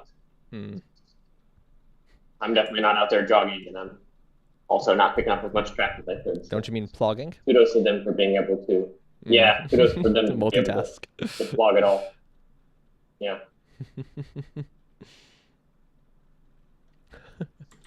Why do we need a new Wonka movie, by the way? What's that? Why do we need a new Wonka movie, by the way? If you really want to understand, you Yeah. need to do some serious research into, Uh-huh. I don't know the acronym, SAG-AFTRA or whatever the big issue is right now, and Yes. the writers' strike that's going on. You need to deep dive into that. Oh. Is that really the reason? Is that really an element at play? Yes. Yes. Really? So my extremely limited understanding is writers are going on strike because Correct. A, they're not getting paid properly, Yep. B, they're not getting stuff from streams, and C, they're trying to fight the use of ChatGPT and other AI speech algorithms to create scripts, infinite scripts for Hollywood, right? This goes hand in hand with SAG-AFTRA because studios in recent months have been paying background actors flat fee of like a couple $100s up front. They scan them into their system, and they can use that. They can use AI to replace all background actors with I heard about that, dude. CGI models I of heard about those that. actors. Because business trends recently have shown that it's far more cost effective. And I mean, this is literally a go figure. It's just hilarious that humans are even stupider than we even thought, right? So like, there's been hidden trends over the last few years, especially on Netflix and Prime, where TV shows that were like original content had a higher startup cost, but had a very original content, had really big first runs, were discontinued because the runs were comparable to 2 or 3 other shows that costed a quarter as much to produce, but still got equally good ratings across like 4 of them. So in other words, the idea is to replace one really good quality show that takes a lot of hard work and manpower to produce, a lot of creativity, with 4 lesser good shows that are all AI generated. So just basic scripts and background actors that are replaced and fully automated editing processes, so on and so forth. Because the shows that they have now that are being done by like interns and like underpaid people, underpaid staff, and less staff studios that are like producing really just batshit quality entertainment is still working enough in volume that the subscription model of Netflix and Prime works. Gotcha. I see. So damn, dude. Oh. Well, so it's rough for a couple reasons. It's rough because obviously we side with SAG-AFTRA, we side with the Writers Guild. The issue being is that they don't have as much leverage as we have to believe that they do in order to make this fight worthwhile, right? Like, you're not going to get an army to fight for you unless you make them believe that they have a fighting chance at winning something, right? The issue being is that they actually don't have very much of a fighting chance because at the end of the day, the business model works. Like, I run everything and your job will be obsolete. So it's rough, right? Very, very rough. Man, yeah, tricky one, isn't it? It's like kind of a human responsibility. I mean, like, we've known for years now that quantity over quality is like what people have been leaning towards because of like the amount of demand that's out there. Yes. But yes. I mean, that is always changing, isn't it? So like, who's to say it's not going to change again? I do see, like, on a very grassroots level, some people getting more self-conscious about how much they consume. But it's, again, like, it's very, very grassroots. There's, just a few people who I can think of, like, in myself and for myself personally as well, because, like, oh man, this has been something I've been dealing with lately, is the fact of, like, how much overconsumption is a problem. And I was watching a video from Dr. K where he was talking about brain fog. And one of the issues with brain fog, which is like a more recent condition, is one of the causes of brain fog is overconsumption. And like, I can't deny, like, it's 100% true. Like, I consume copious amounts of like YouTube, but like that also leads to like no creativity, no imagination, because all you're doing is like flooding your brain with other people's ideas, and like you're not giving yourself the space to manifest ideas and create stuff, both time-wise and also like creativity-wise. And so like yesterday I had to I just kind of cut back. Like, I just didn't watch stuff at the normal times I would. And almost immediately I already was like, oh, you know what? I want to do this instead, and like, creative stuff instead. So it's an issue. I think there's a few people that are kind of fighting back against it, but I'm, like you said, though, it's like not at scale yet. So I'm not sure how relevant it's going to be. Well, there's a couple issues, but before I go into that, I do want to share the reason why the Wonka movie specifically is relevant to this exact circumstance is not just saying, oh yeah, put it all in the same bucket. The reason why is because this issue with the Writers Guild and the plan to turn the industry, entirely automated, has been several years in the making, obviously, right? Like, the strike was not just something that happened overnight. It's been several years. Bubbling for a long time. What's that? Bubbling for a long time. Oh, yes. So the Wonka movie is an example of IP that movie studios already hold, notwithstanding, that they can use to generate content. So Spider-Man's another great example of this. The Spider-Man IP has already been passed around to several movie studios, and they have production rights to it in certain capacities. It's why you've seen an influx of Spider-Man movies over the last couple of years. It's not just because Spider-Man's popular. It's no accident. It's because it's IP that they own, that they don't have to do any creative work to. They already own that IP. They have an established story. They have an established brand with it. All they have to do is slap together a cheap script and a movie cast, and then they have a movie. Pump it out. Essentially. So, yeah, pump it out. So that's like an example of that.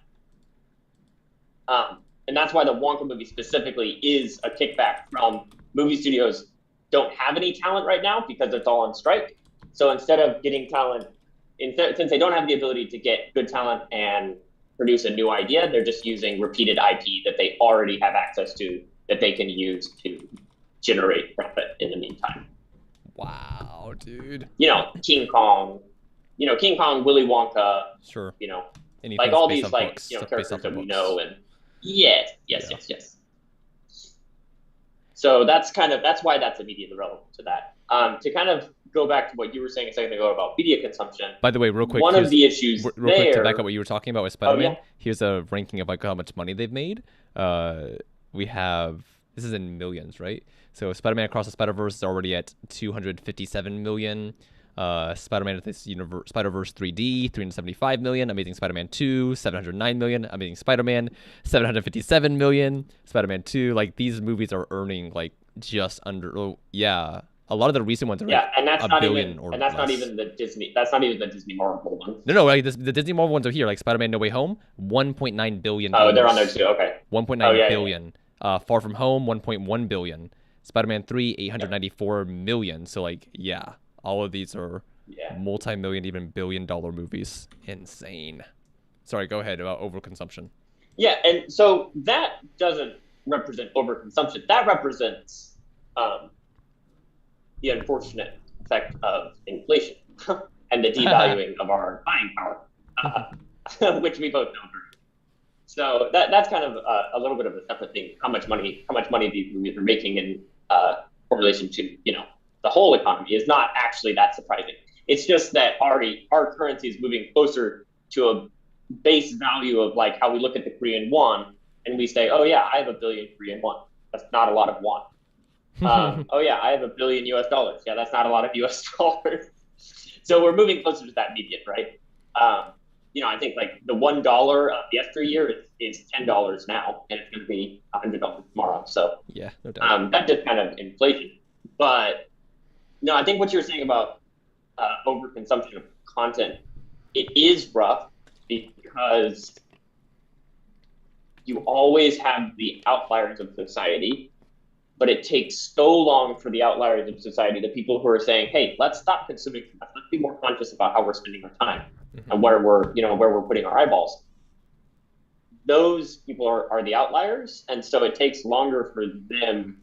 It takes longer for like the average and the median of the population to approach that same consistency of, we have less people overall watching content than we did 5 years ago. Like it's going to take us a long time to get to that place. If we even get there, yeah, because obviously with each new generation that's raised in these circumstances, they're going to have a different point of view than the previous generations did.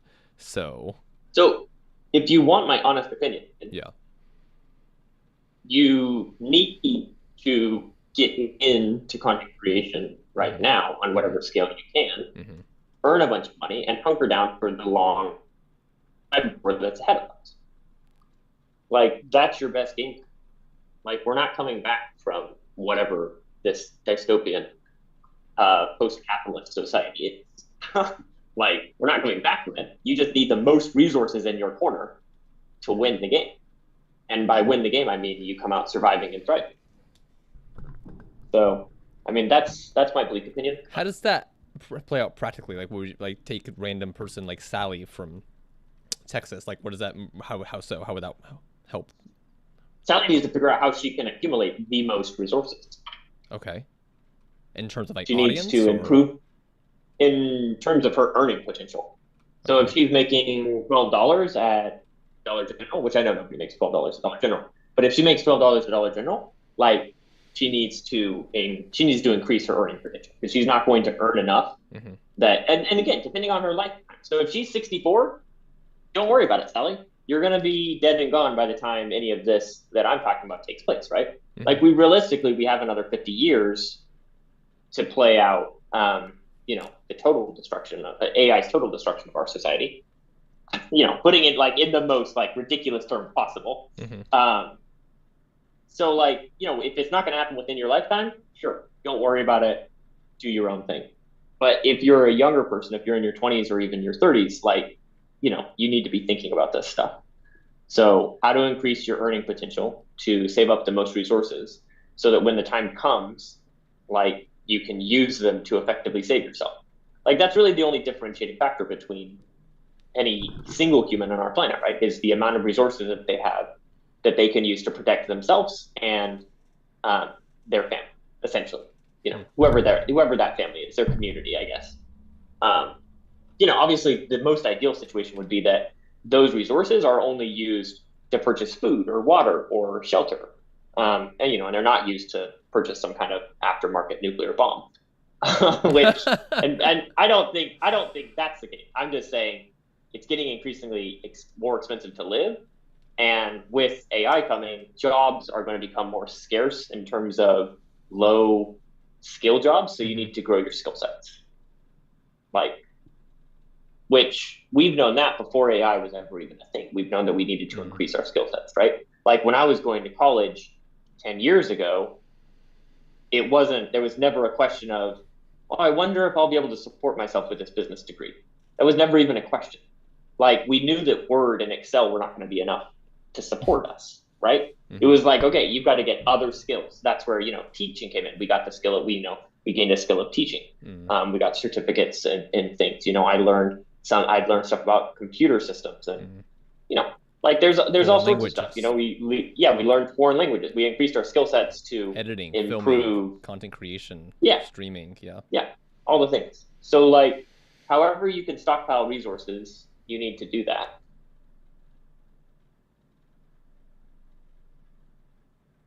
I think this is also like we were going back a couple weeks ago. I know it was probably longer than that. Like me and you were talking to the point of financial literacy and what that means, and how like, yes, financial literacy is a privilege. Yes, financial stability is a privilege. So setting that aside, because that's kind of an irreversible fact that, we can't reckon with, like just talking purely about the impact that financial literacy has on the individual is why it's so important. Because like AI trading, once AI trading starts happening on the scales of trillions of dollars, like your money won't be safe in the market. Your money will only be safe if depending on the type of security that you've invested in, depending on the type of platform you've invested in. So like if you own a company's stock AI, that's being well, I mean, there's that, but also like if your money's in a fund or something, or that can't be traded, or if your money is simply sitting out on the market, like your Bitcoin sitting on the market can fluctuate up and down because people are trading it back and forth. So if there was a crash, if there was a hack, that Bitcoin could be taken from you. Whereas if your Bitcoin's sitting on your little USB drive, people can't take that Bitcoin from you. The value of it can fluctuate up and down, but they can't take it from you.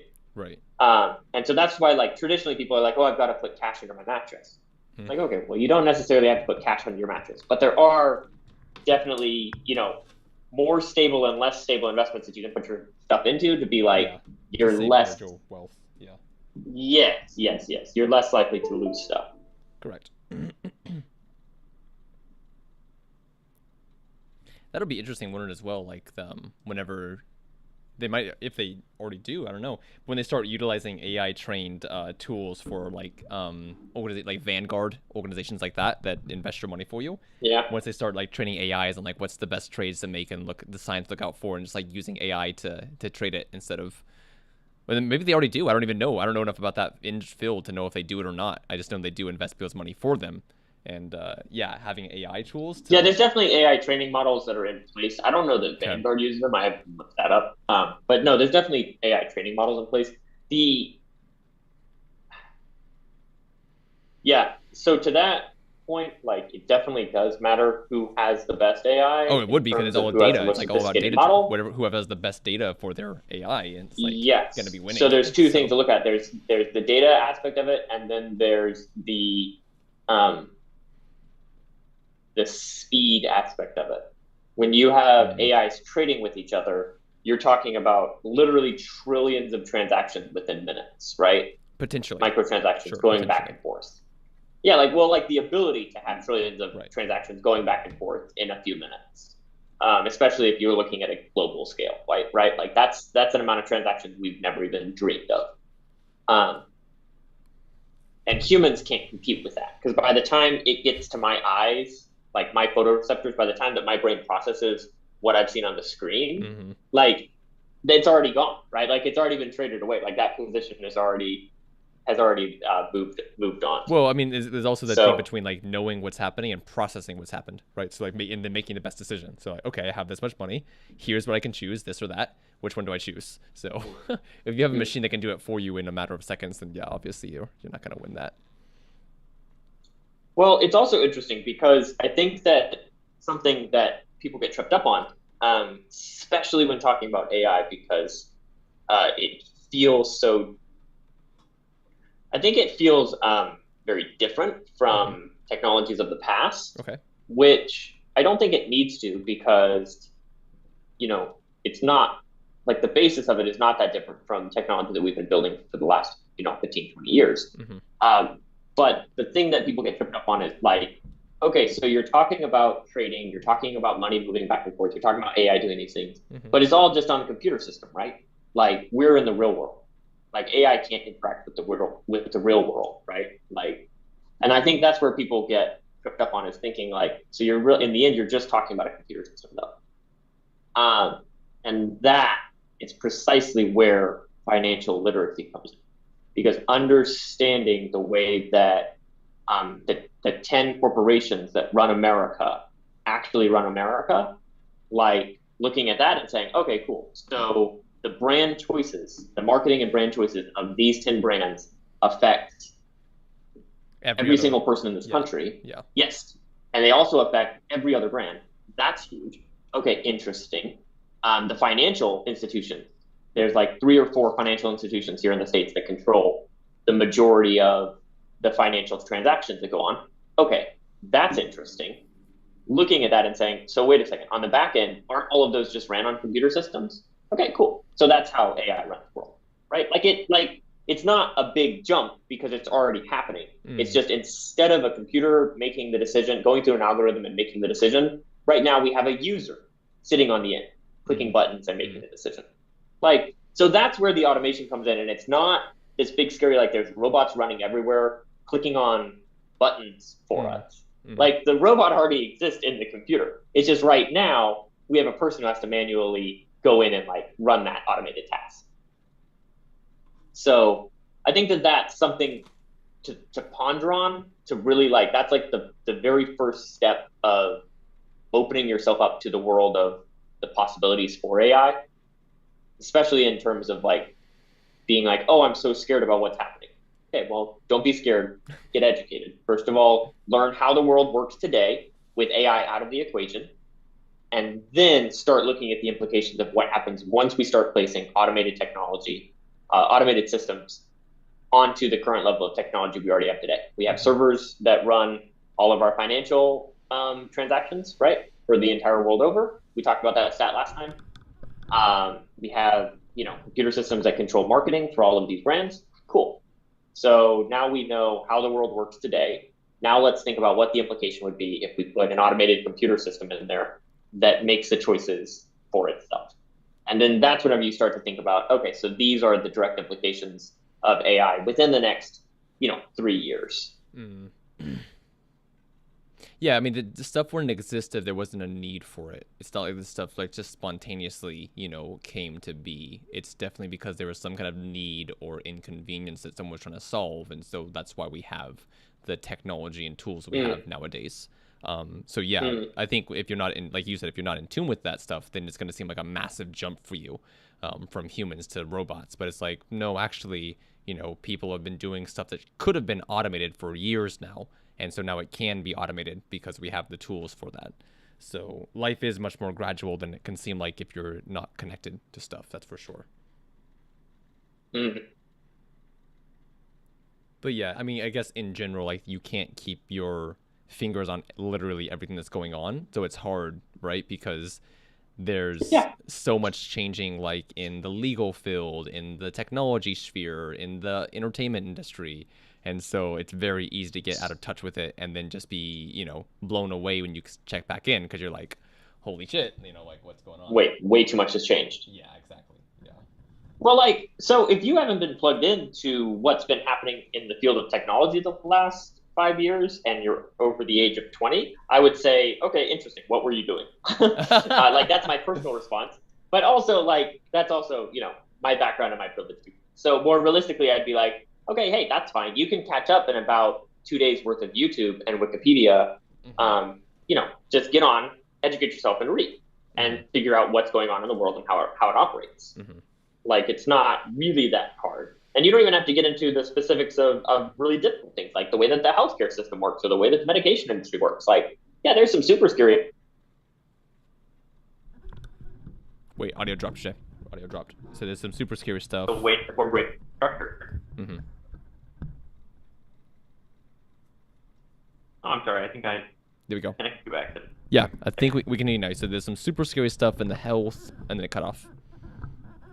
Oh, yeah, like in the health industry or in the pharmaceutical industry, there's some super scary implications there for what AI might look like. But, again, like, we don't have to look at the outliers of this technology. We don't have to look at the worst case scenario. We can just simply start with the stuff that we know for sure. Look at the beer company. Like, did you know that there's like 2 beer companies that run any beer you buy in America comes from one of these 2 parent companies? Like, that's pretty interesting. You probably didn't know that. So start there. Like, there's a lot of really easy stuff to look at and say, how does the world that I live with really work? And how am I actually interacting with that world? And then once you have that framework down, then you can go in and say, okay, so how might AI disrupt the way that I interact with this world? Yeah, and I guess also, like, it depends on, like, what you care about or, like, what you're interested in as well. Because I think for someone like you, EJ, where you have a wide amount of interest, it's you want to, like, be aware of, like, everything that's going on, at least to a little bit, just because it makes sense to you on the macro scale of, like, how does this all interact with each other? How does it all connect? What's the patterns and the, the conclusions I can come to from this stuff? Whereas I don't think everyone thinks in, like, in a macro point of view. I think most people are more concerned with, like, their very micro part of the world, which, yeah, no, I don't think there's anything wrong with that as well. It's just kind of like, be plugged into your field, figure out what's happening in your field or what you care about, and how can you make that work for yourself and your, your purposes. So there's a really interesting thing here, and that's that, I only speak for America mainly because I'm not living in Korea anymore and I don't have as much of a tie there. But there's something really interesting here for Americans specifically, people living and residing in America, and that's that we have always had a choice in what we did and what we participated in, like historically as a country. Sometimes this has led to slightly bloody intervals in our history, because groups of people would have very different opinions about how life should be, and they would physically fight over doing those things in a certain area, i.e. staying in this North American continent. Those were, like, some of the dark times of our history. But if you really just boil it down, it's like, okay, so we've always had the choice to say yes or no, we did or we didn't, and, it brought us here. And I think that there's a term for it, hyper-individualism. That hyper-individualism that exists in the United States is a very interesting thing to look at when it comes to AI. Because, and I think that, kind of looking at the AI technology that exists and the AI technology that reasonably will exist, or even unreasonably will exist, whichever way you want to look at it, hyper-individualism isn't going to go away. Like, AI, if anything, makes things more personalized. Yeah, it will learn you. Right. It will become your best friend. It will become anything you need to become. ChatGPT will already do this for you. ChatGPT on Snapchat will do this for you. Like, AI is the embodiment of hyper-individualistic culture because of how much it's suited for the individual, how much it's suited for specifying itself to it's a you. Learning tool. Yeah. Learn and adjust. The only issue that comes in is whether what you want out of your life is not to live in a dome of media. So if you're okay with living in a dome of media, sit back and enjoy the next 25 years, because I guarantee you, you will not be going to work in 25 years. You'll be sitting at home with your tube hooked up in your AR headset, and you will never see another living person again.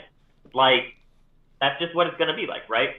I know this because video games didn't look as great as they do now 25 years ago.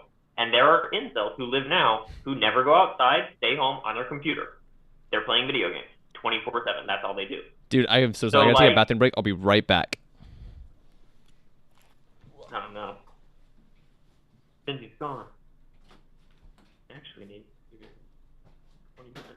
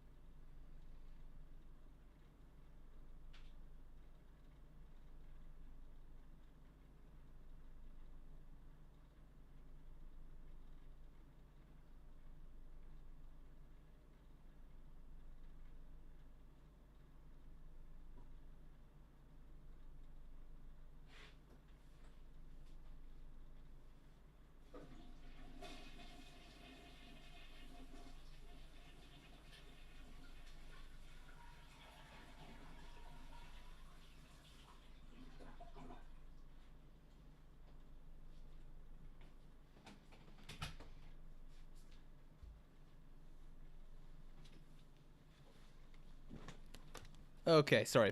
So, yeah, incels living at home. No, you're good, man. Never need to go outside.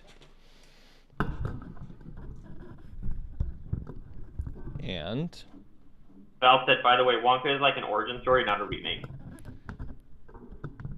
yeah. Okay. Okay, fair. Val's a Wonka fan. I'm Sound effects and all, dude. Seriously, the toilet flush, that was too real. What? Like, oh, could you hear it? The toilet flush, yeah. Nice. That's why Val said sound effects and all. I don't care. Yeah. Origin story. Okay, fair enough. I don't know. It's yeah. Okay. Anyway. But yeah. So what were you saying though? You said so in the future, 25 years, we won't need to be walking anymore. We'll be chilling at home, AR headsets and shit. Oh yeah, no. I mean, 25 years ago, like, you know, it's 2023 right now, so that was 1998. Video games looked like Sega. They looked like Nintendo. Mm-hmm. Like, you know, very basic systems that, albeit you could spend hours on, but there was a limited number of games. There was a limited number of content. There was a, you know, a limited number of ways that you could interact with those consoles and those things. And so if somebody had said to you now, back then in 1998, they would have been like, if you had been like, oh, if 25 years, people will be just living at home, never go outside on the video games. People are just like, that's ridiculous. Who could love Mario that much? Okay, well, go figure, like, they don't, it doesn't develop that way. Like, the games we have now are massively better than they were 25 years ago. And we have people in Japan who live inside, never go outdoors, and just play video games. The issue isn't whether or not that lifestyle is valid. The issue isn't whether or not the video game is the proxy, no, the reason that they stay indoors. The issue is that the video game is the proxy by which they interact with the world. And that video game allows them social interaction within the confines of the space that they're comfortable. It allows them a way to develop social relationships and connections in ways that they're not comfortable doing in real life. And it also allows them to feel good about themselves. Like, you know, like you get a good, you know, energy boost whenever you play a video game and you win. So yeah, in 25 years, it's not ridiculous at all to think that people will live inside of their AR headset. Even if they are perfectly functioning members of society, like, you can still live within your headset because we have functioning members of society right now who live on their computer. So I mean, if that's what you want to do, then the future holds nothing but great things for you. But if you want to be a mover and a shaker, and if you want to have some stake in the business of the world ahead, you have to start now, because once AI takes over a few key components of the way that the world operates financially, I don't think there's like the market entry is going to be so much more difficult than it ever was before because of the replication of ideas. So once an idea hits the market, if AI is able to, automate the production process of contract manufacturers and replicate a similar product that has the same thing, like it has the same purpose, then like companies aren't going to be able to stay alive for even the 13 years that we're seeing them on the S&P 500 right now.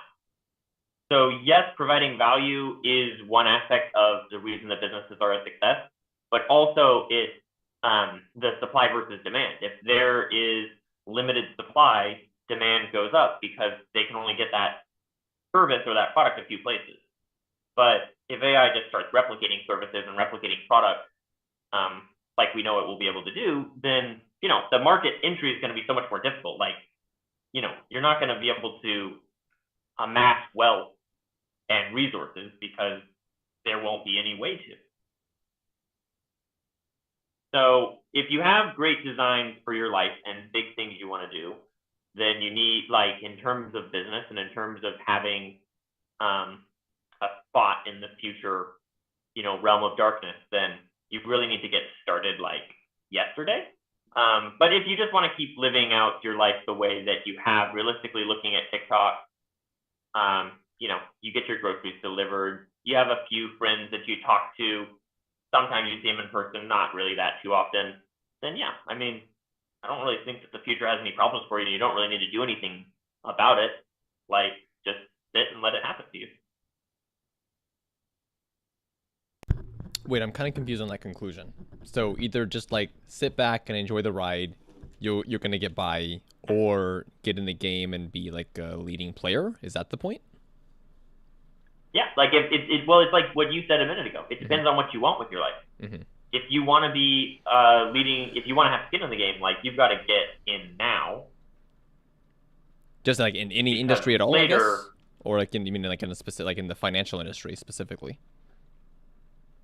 If you say any industry at all, you insinuate that that all industries will exist after AI's rise to power, and I don't really agree that that's true. I don't think that I don't think that all industries are going to exist. I think that there are going to be certain industries, but it just cease to exist. And I think that that's pretty well supported because we have seen industries that have gone extinct thanks to new technology. So I mean, like, there's definitely like technologies that have gone extinct due to new technologies. And so, like, yeah, no, there's definitely going to be industries that disappear due to AI. So if you are in one of those industries and that's like your dream for your life, then yeah, deep dive into what AI is going to look like in your field and figure out what you need to do to survive in, with AI in your field, and then just, figure out your stuff and then go forward. I mean, like, I just don't want people to be overwhelmed at like, oh no, AI is coming, I'm not doing anything about it, I'm gonna die. Like, I don't really think you're gonna die. I just, like, if you sit around in your hands, it's gonna be a lot harder to start later when 1,000,001 tasks have been completely automated. People seem, hundreds of times smarter than humans. Phone disconnected. It's going to be a lot harder to start than, like, if you're fighting against a superpower mind, not just another human. Like that's difficult,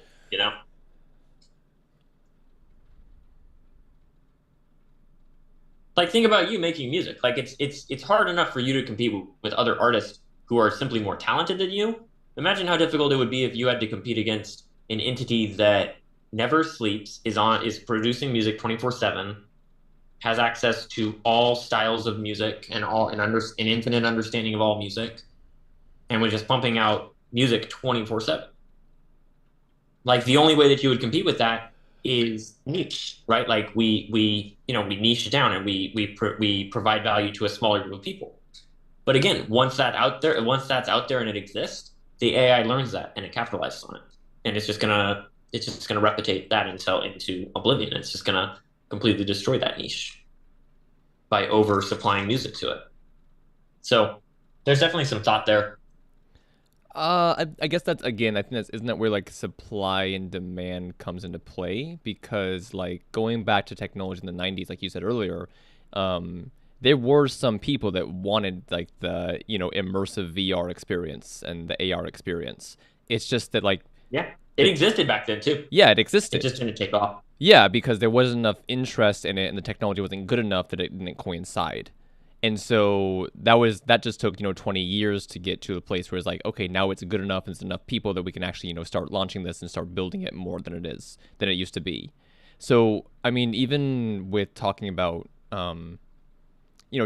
music makers and content creators, the argument that like I've always used is that it's not about competition. I never think about competition in terms of art, and because to me the appeal of a creator is the personality behind the creator, right? So like I'm gonna consume anything that Inflake puts out. I'm gonna consume anything that Nick puts out because I know them, I like their style, their voice, whatever. And I'm not saying like it's not the same way for an AI type character, because obviously I like Miku, I like Vocaloids, like I get that. There's VTubers and stuff that exist, but it's definitely not exclusive. Where like I have enough time in my schedule to consume content from many different people based on how I feel about their personality. So I don't know that it's so much about the amount of stuff you put out, so much as like how do people feel about what you put out, even if you're not like killing the Correct. game.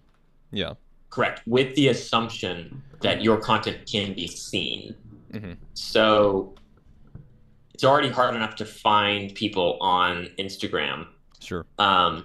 Just as an example. So what are we going to do whenever our content, when real human content ceases to be seen because of the influx of, AI generated most realistically companies using AI generated content. Yeah. Like how are we gonna see that? Because I think in that the case issue for consumers.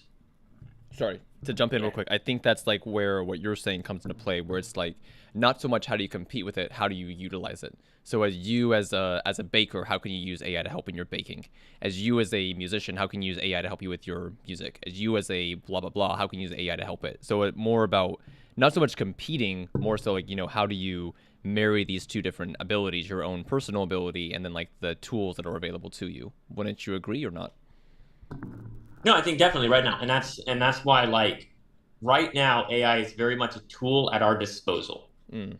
So if you have some designs on your life, if you know what it is you want to do, like you need to start right now to activating those skill sets and activating those AI tools that we have available to us to get started on that. Because if you sit around on your hands and say, I'm not really sure what I want to do with my life, but I'm sure that I'll have options in 5 years, like you will no longer have options in 5 years. I don't know if I'd go that far, but I do think that it's like the new wave of tools. So the same way that people in the 90s weren't very hot about search engines, they lost out on opportunities. But the people that did buy into stuff like search engines, Yahoo or Google, they were able to capitalize on whether it was advertising or finding new contacts or social media. I think isn't it just like the new wave of what you need to know about? Not so much as like yes. I guess what I'm saying is that I don't think you can be late, because we're always going to have more kids, right? For the foreseeable future. And so those kids are going to have to grow up in a different environment. And if we just say that like, oh, you're fucked because you're only 5 years old and this is happening, it's like, no, but they're going to grow up in a different environment and have to learn how to use different tools to fit into society. Yeah. So that's the real distinction right there, right? Is that when I say you won't have options in 5 years, is not me saying you're going to be kicked to the wayside. What I'm saying is that your options will be selected for you because of the way that life has developed. You have not played a leading role in the way that the economy and life has developed by working on new companies or new ideas or new music or whatever it is. So you will have to choose from the platter of what is available to you. The same way that people who didn't adapt in the early 90s, by the mid 90s, had to completely change professions. And people who didn't adapt in the early 2000s, by the time that 2010s had rolled around, they had to completely revamp the way that they looked at themselves. And that's, I think, the real point, right? Is that we want people to live lives that are happy and meaningful. And I believe that one of the ways to do that, or maybe the main way to do that, is by doing the things that make you fulfilled, that bring you fulfillment. I don't personally get fulfillment from doing things that don't make me happy. So, like, I don't really have an interest in healthcare. If I was in 5 years, if the only job option I have is healthcare, yeah, I'm going to go to work and earn money for myself and my family. Is that going to bring me happiness and fulfillment? Most likely not. So I'll probably end up just subscribing to some streaming service, and whenever I'm not at work, sit in my AR headset and, just binge my days away. So we want people to have the maximum amount of choices that they have that they can have. People already do that, though. Like, everyone hates their job and overconsumes on YouTube and social media. Yeah. Well, I'm not talking to the sheeple. I mean, I'm talking to people who are already woke. In all honesty. Wait, what do you mean? Because I feel like that's like that is the standard right now. People who are like burned out, like they clock into work, but they hate their life. And so the only way they can deal with it is by numbing the pain by consumption, whether it's through alcohol or content or whatever it may be. No, that's what I like. I would say like people in your circle are woke. Like they make music, they have creative thoughts, they try things, they dance. People in my community, they have business ideas, they have technology ideas, they have finance ideas. Mm-hmm. Like I want those people to not feel crushed by the oncoming wave of AI, but get your surfboard and ride it. Because, too late. Yeah, exactly, right? But I think we're being crushed for a different reason. Maybe I'm wrong. I think the reason we're being crushed is because to maintain creativity, you have to fight so much, and it feels overwhelming, like with the odds against you. I mean, like looking at creatives, like you have to do everything for yourself. So you're making whatever your main form of art is, whether it's art or whether it's music or videos or pictures, you're doing the promoting and the editing process, the designing, as well as the majority of us have full-time jobs, whether you're an engineer or a teacher or whatever, you're doing tutorials, and I think that's like why so many of us feel crushed, is because we have full-time jobs, we have health issues, we have our artistic passions and fulfillments, and then we have, all this new stuff that's coming out as well with technology, whether it be AI or just other artists who are, doing it bigger and better or whatever you want to say. Yeah, exactly. And that's why, obviously it's impossible to not feel crushed just by the weight of life in general. But, we have to find a way to move on, right? Like, we don't step in front of the oncoming train. We find a way to live to the next day. Or you do. And I mean, that choice is also yours. But again, I mean, I think that there's a couple of baseline assumptions that are being made in this discussion. The baseline discussion is, A, I want to be happy. B, I want to continue living. C, I want to be prosperous, whatever that looks like for me, mentally, physically, spiritually, whatever it is. So there is definitely baseline assumptions that are being made there that aren't true for all people. But yeah, I think that's kind of where I'm coming from. Hey, let me get back to you, okay? Yeah, of course, dude. I'll say that in a few minutes, or not sure. Left us hanging. Wait, Val, say one more time. It was too quiet. He just said bye. I'm out. Yeah, he's like, anyway, just dropped my thesis, my master's thesis. Catch you later. Any thoughts, Val, on everything that was going down? It was a lot. It was a lot. I was like, what is Val thinking? Because I love whenever you weigh in. EJ is such an intelligent person. Like, he's got massive big brain. And it's interesting because I think you and me are more emotional based people, look on human side, and EJ's more about patterns and technology and macro stuff and science, so it's like I love our balance we have. I was curious what you thought though.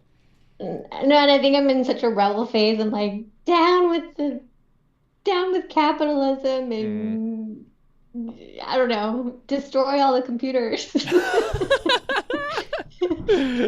I get it. Yeah, I don't know. Like I said, it's a lot, and I think it's such, for me, it's just such it's just this big unknown. So, yeah, I think you can patch some things in with knowledge, but I just don't know whether that in the long run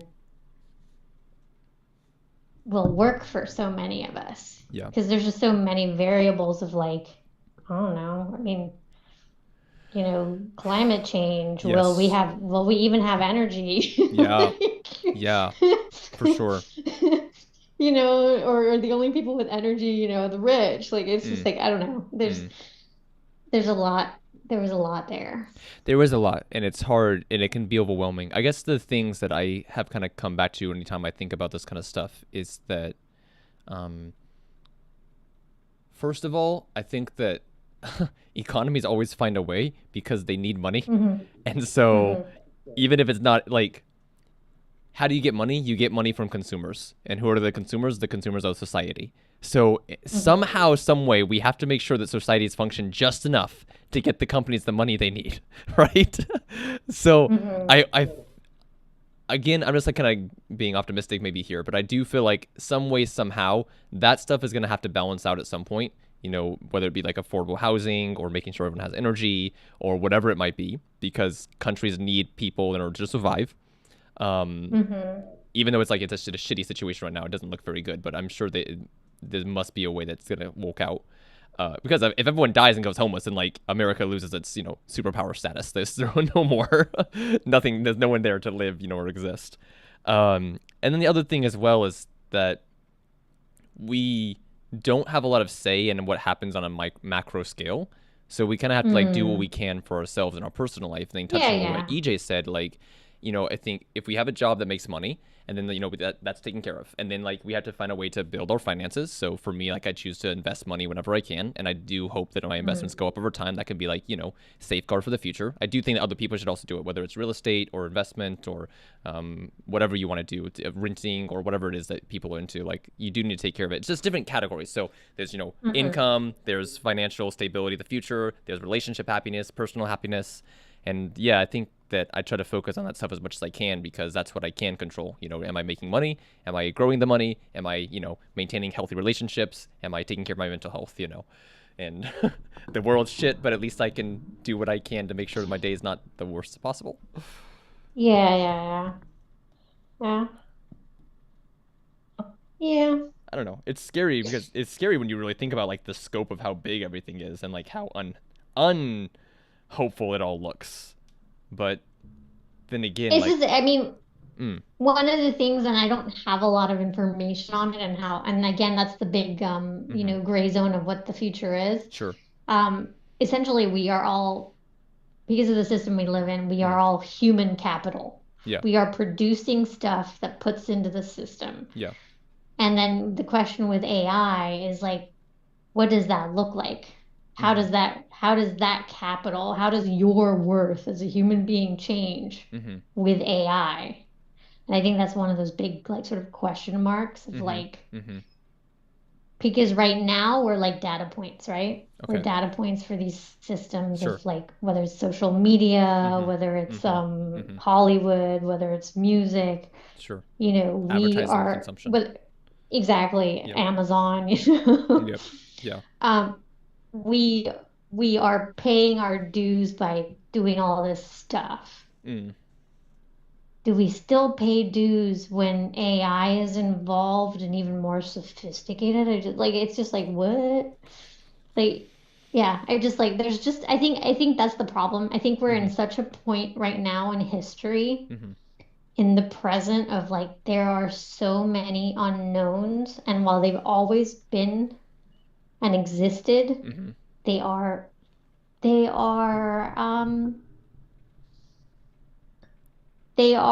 so big right now Right. It's on that an we're unprecedented questioning. scale. Yeah. Yes, like they're so like, how is humanity surviving on the other side of this? Yeah. And whether it's AI killing us, the environment killing us, The rapture. pick your pick your game, pick Yeah. your ending, you Yeah. try, you choose. So I think that's why it's like these conversations are hard because it could go unpredictable. so many different ways. Right. Even if you take EJ's route and like prepare yourself with like future proof yourself, like there's still no guarantee that that's gonna work. Yeah. Because Yeah, I think that's why I was sitting there quiet because I was like, yeah, but. But well, I mean, like, because even looking at history, I mean, like, look at there's so many people I know that like went to college for a bachelor's, couldn't get a job, went to school again to get a master's, still couldn't find a job. So it's like, you know, they keep going back to school to get better degrees, but it doesn't make any more jobs appear. So, and even if they get a job, it's still like they have to pay off their college debt. So same way with future proofing yourself, like, okay, so you are very educated on programming and blah blah blah, but is there a job for you? Is there a space for you? You know, like you said, Val, did AI take over that as well? You know, what's your worth? Well, I guess in EJ's case, it's just sort of like you just do it and then hope for the best. Hope for the best. Like, yeah. You know, it's like you hope that there's no crash of the stock market. Right. Well, it's like the best, like I guess just like what else can you do? I guess is the mentality, right? Yeah. So it's like, well, you can do nothing, or you can do this, and your better odds are on doing this. So I understand. But we're also the only. I think we're the only species that is capable of like imagining. Oh yeah. Outcomes. We have to, because if we don't, then like someone else is gonna choose the worst possible one. Someone else is gonna choose the worst possible one. I don't think any of us want that. Yeah. So I don't know. Good luck, folks. Yeah, I know, right? Good luck, everybody. Yeah, I don't know. It's also interesting as well because there's been like, okay, so living in America, like the point of view from so many people there is like, what do I want to do? And one interesting contrast between that and Korea is that like, I feel like very few people think about that. Most people think about like what's a valid option for me, or like what's the smartest thing to do. So many kids are like that, like they're getting into different fields based on the job viability and the paycheck and the income. Like thought of like what I want to do is very small in comparison to what should I do. So I don't know. I think that's also something that's like, I don't know. I'm not sure how it's connected exactly, but somewhat relevant, right? Even in when in changing times, it's like, do you do what you should do, or what you want to do? It's murky. It's murky. Well, I would also say probably for the majority of human history, like we're in a very, I think probably in a unique time, and obviously this doesn't apply in every country, and obviously privilege and all that stuff. But I think we're in a very unique time where so many of us get to sort of choose what we want. In the past, in history, you kind of just did what your parents did. What you were born into. Or, yeah, you know, you were a blacksmith, your dad was a blacksmith, your kid's gonna be a blacksmith. Your name was Blacksmith.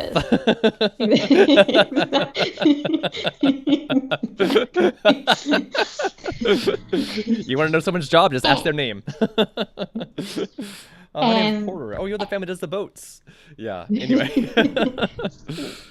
So I think that's also like one of those things that comes up a lot, whether it's in relationships and work and you know, shopping, is that paradox of choice. We have too much choice, a lot of us, and it's pardon the word, but disabling. You know, we're, and I mean, I can personally say like, yeah. I mean, because I see other people having choice. I want to have choice too, but I just don't know what my choice looks like. That's a good point, Val. Freedom. I think all of us are for freedom, right? We want freedom to live as we want to live, and it's confusing. But if I had grown up, well, I mean, as a woman, I probably would have just been married, birthing babies. Yeah.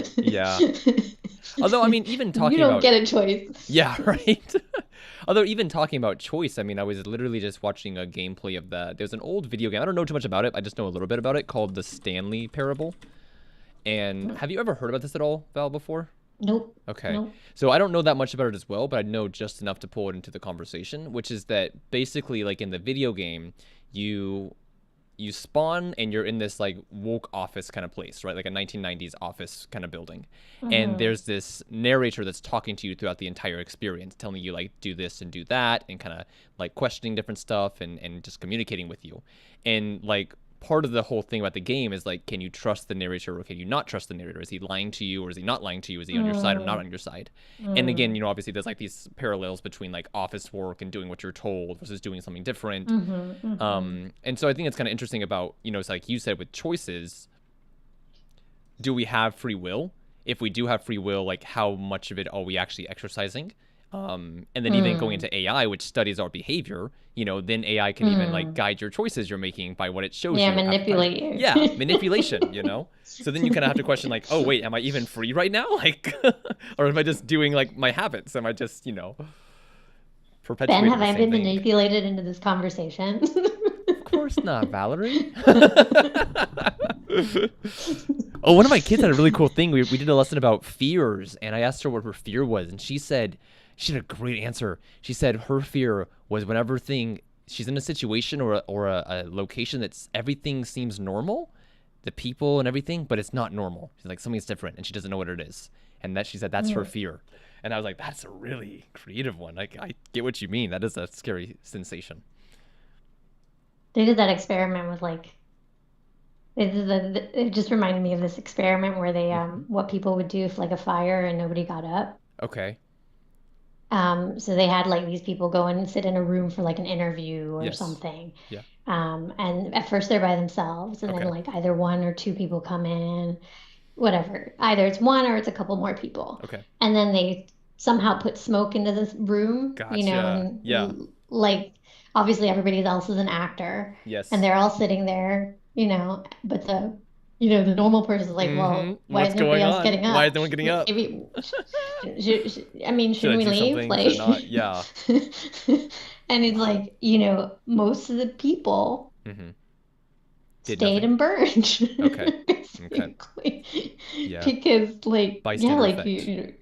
mm-hmm. Yeah, you think someone else is gonna do it. Wow. Man. Like, and it's like with certain situations, we're like, okay, I get it, but like fucking smoke. Yeah. At what point do you like, okay, you guys are crazy, and I'm about to do something about this? Yeah. Yeah. Man, the human brain is so interesting, isn't it? It's just so interesting. And then my question now is like, because I know about this, right? This experiment. Would I still, if I were in that same situation, and let's say it's like a real situation, Right.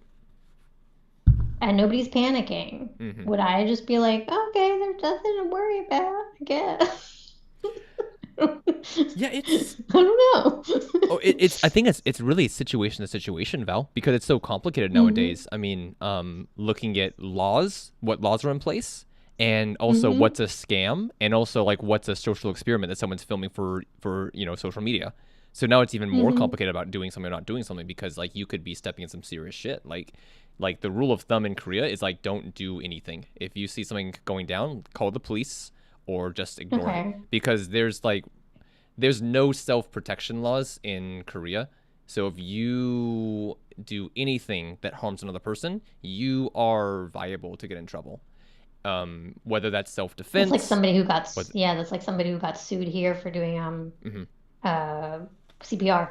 Oh, yeah. Because the ribs broke. Okay, yeah. Someone asked about that. They're on Reddit. They're like, "Hey, I know about the rules here. Is it okay to do CPR or not? Because I don't want to get in trouble for sexual assault or for, you know, any kind of anything if I do CPR." And so people just kind of gave them some advice on what to do. Yeah, and even the advice was like very mixed. Some people said don't do anything. Other people said just risk it because you want to save someone's life. So it was like, even that was like gray. They're like, do what you want to, but you might get in trouble. So. Oh, scary. It is scary, Val, because that makes you freeze even more, because you're like, oh shit, that's like a bad situation that needs immediate action, but I don't really have any money and I don't want to go to jail. So is it worth my future, or should I just step in and risk it? It's complicated. Capitalism. Yeah. I just always say that. I'm like, yeah. I'm just like, there's so many elements that go into it. Religion, the economic system you're using, the law system, also the patriarchy. Like, there's so many variables that add up to it. But yeah, I mean, I guess help anybody. Don't. Just don't. Okay, we're just back to hyper individualism. Yep. It's just, I really just think it takes kind of a keen sense of awareness on like what's called for and what's not called for, because, you know, typically speaking, this is just a general rule of thumb, I think, is doing what feels right to you. Like, what does your moral compass say, and then just kind of seeing that through, and hoping for the best. Yeah, because like I guess for me, and this is kind of just again, this is just like global. This is not about laws or anything like that. It's just that situations when I haven't stepped in, like I wish I had, and situations where I did step in, I'm glad that I did. And so, and again, this is like nothing serious, like small stuff, like someone dropped their credit card and I run over and give it to them, just like silly stuff like that. Like anytime I pass it over, I always kind of think back and I'm like, fuck, like I should have done something in that situation, and when I did do it, I was like, oh, I'm glad I did that, so, stay safe, be aware of what's going on, but just don't let yourself succumb to the system, I guess. I don't know. Don't become an asshole. Yeah. Well, like there was one I was walking on the street one night and like people always put their styrofoam trash outside, but the wind was like blowing it around onto the road. And so there was some guy that was like picking it up and like putting it back on the side of the street. And like I was like, I should help him. But I didn't help him because I just didn't help him. I couldn't like make myself do it. And then afterwards I was like, why did I not help him? I should have just helped him. Yeah, I was like, I was dumb. Like, I should have just helped him. So, yo, Poc's here. Shit, Poc, you should have been here like an hour ago, dude. Ethan was going big brain about AI in the future and how to save ourselves. Fuck, I miss Poc. I was gonna end it, but yo, Poc, jump on. Poc, like I sent you. You have the same link, Poc, the same link I sent you like the previous one. So just like jump in for like 14 minutes, Poc. I'll end it like in 14 minutes. It's like 3:44. It's 3:46 right now. So jump in for like a minute. I want to hear about like Rampage and everything. So jump in for like a minute, Poc. It's the same link I sent you before on Instagram.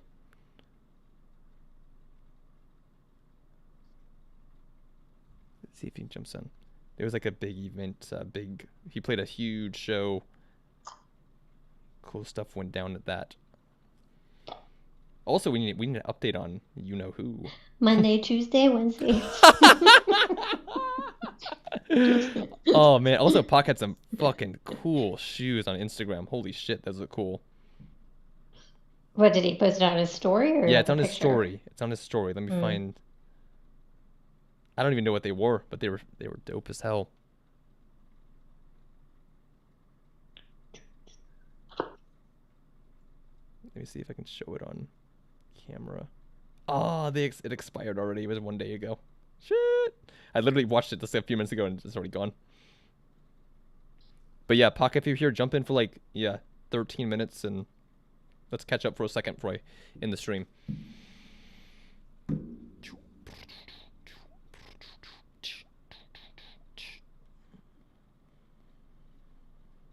We're gonna solve the world's problems. We're trying to, one stream at a time. I'm gonna keep giving clickbait K-pop titles, and meanwhile we're gonna talk about actually important stuff. Will you or will you not be replaced by AI? Yes, my AI. Will sex with an AI ever happen? What is your skill set? How has life not changed since the medieval ages? Are you a peasant or a lord? I'm definitely a peasant.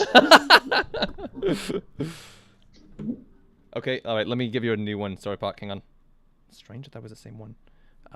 Should be right here.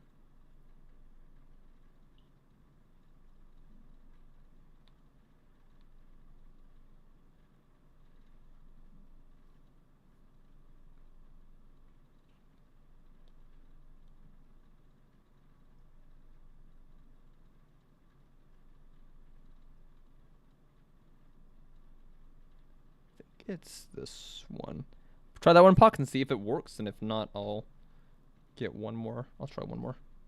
I started just using the same link because it's always the same crowd, so it should be. My mom was watching The Matrix, and she's like, "The Matrix is about AI." I'm like, "Uh-huh," and suddenly I'm thinking, why did this AI just keep a regular human existence? Why didn't this AI have everybody living in utopia while they were feeding off of each other? I've never seen that movie. Is it worth to watch or not? I don't know anymore. I mean, I feel like it's a classic at this point. Mm-hmm. Yeah, I feel like you'd have to, but then you'd have to watch all of them. Is the first one like not good enough to just like? No, no, the first one's good. I think the first one's good. I mean, I haven't watched the most recent, so I don't even know how but that I heard that whole one. I thing did went hear that one was down. like really good though. I did hear some reviews on that one. But no, I mean they were all good. I mean, I think like one of them was like, eh. You know, there's always one that's like, eh. You know, they had to do the franchise, so. Okay, there we go. Pox here. Perfect. Go. Cheers. No, no. It'll take a minute to load, probably. There we go. Connecting to audio.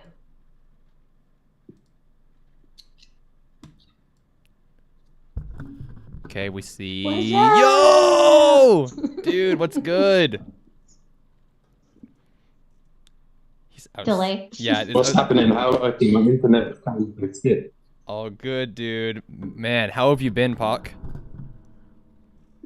I've been good, man. I've Dude. been good. Life's good. How was Rampage? How did it go?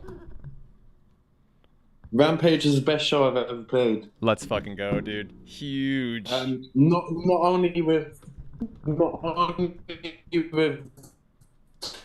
turnaround. Was probably like playing to like my stage, but also just the vibe. The vibe was immaculate. There was a couple Americans that I brought along who hadn't experienced European shows and things like that. They've just been to shows in America, and it was also just an honor for them to be able to see how we party and for them to be like, oh shit, I see how you man do it different. You know what I mean? Dude, it looks so cool. The people you guys are hanging out with and everyone that was there. Yeah, some people from like Canada flew out, America. So I was like, man, that looks amazing. Amazing. How's the love? Yeah, it was. I'm not gonna lie. How's the love life? I think that's what me and Val want to know about the most. Yes.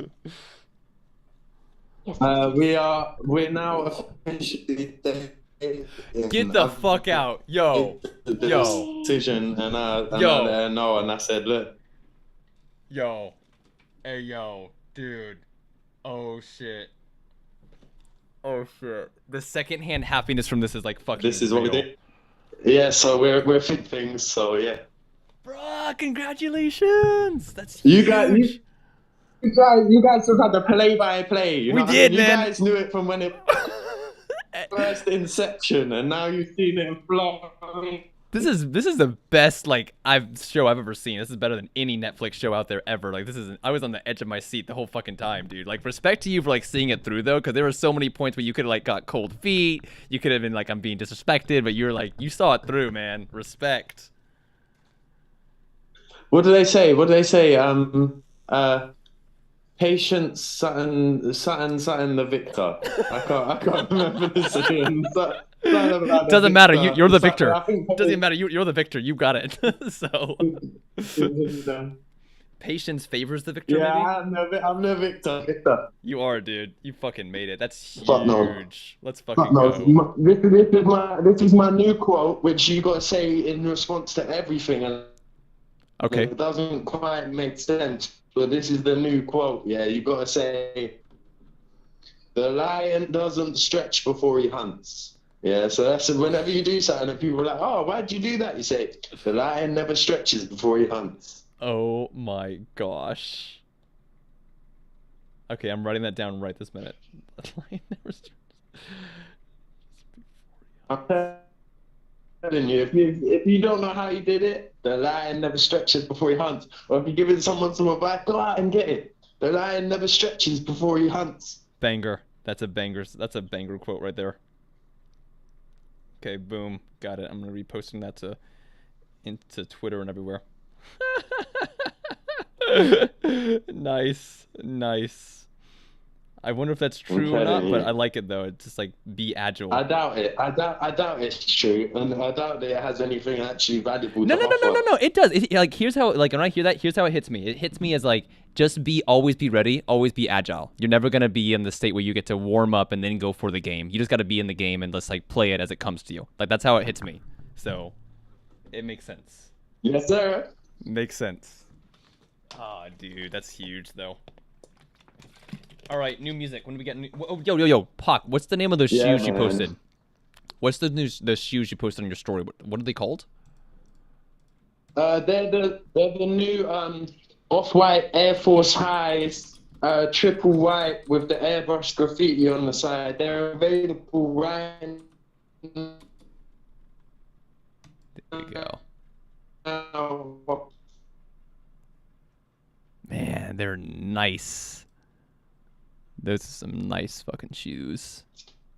The Off-White website for 170 Great British pounds retail price. That's like 190 bucks, 180 bucks American. That's not a bad price, to be honest. You get a pair, and if you don't get a... Thank you. I've got a green pair of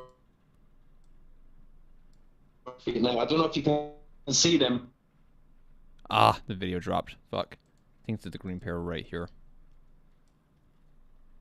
Yeah, Off-White's got such a good design style. So it's a collaboration with Nike then. Okay. Dope. Pac's always getting white shoes though, and he always regrets it because he has to clean them so much.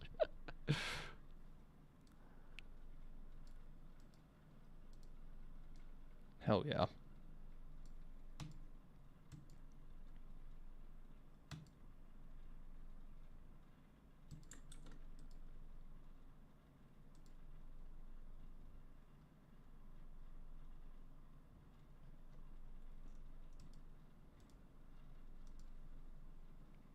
That's why I don't like white shoes either. Yeah, because he I like mean, I have a pair, but yeah. they get dirty. He has a pair. He said he always has to clean them every time he comes back home. He has to clean them up. But these are the shoes right here, Val. The ones he was rocking. Yeah, right here. Super nice though. And here's the green ones, I Interesting. guess. Cool. I wonder what it's like to walk on them. Yeah, that's true. Maybe it's not so. Maybe it's more like soft than it I looks. think it's soft. I really think it's soft because, yeah, Nike's pretty good with their soles. Cool. I sent you a link of why lions don't stretch before they hunt. Okay. Because it would give things away to their prey. Like if Oh, they that they're stretch getting ready. beforehand, it would, yeah. And because they're agile creatures, they don't really need to. So it's true then. Like it's actually like a true thing then. Like it's a true thing, yeah. Amazing. They Predators are stretch, I generally guess, when they're lazy. says right here, predators are generally in a constant state of motion, unlike human beings. Mentally we're in motion. I don't know about physically, but yeah, mentally we're always going.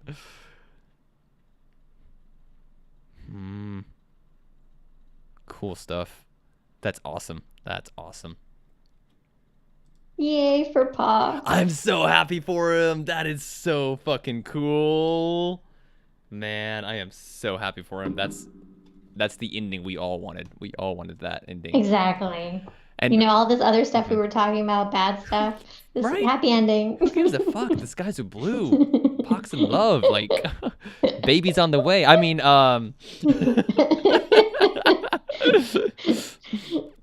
and hopefully now that gives once Zaye finds out, like, hopefully she'll have some peace of mind about being the godmother. Really? She'd still be like, no, not pregnant, no.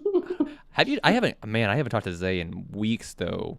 I think she's taking a break from the internet. Because I had messaged her, but she hasn't got back to me. So I've seen her active on Twitter a few times, but yeah. Yeah, I think I was gonna say Twitter was the last thing that I saw her. That's sort right. of Yeah. Also, she has been liking activity a few stuff. on. But yeah. Complaining about how hot it is there in Iran, which I bet. I don't blame her for. It's pretty intense. And Dubai's, I'm sure, not much better. It's not, because I was on here with Kristen the other week, and like the low temperature was like still in the 30s. It was insane. Right here, yeah, low temperature 32, 31, 33. I was like, that's the low? I was like, yeah, I'm not okay with that. Here's Iran. What's Iran look like? Iran says 35, a low of... Okay, so this is, yeah, compared to It's a little Dubai, cooler. a little bit. It's still unbearable, but man, I guess you can take what you can get. Insane.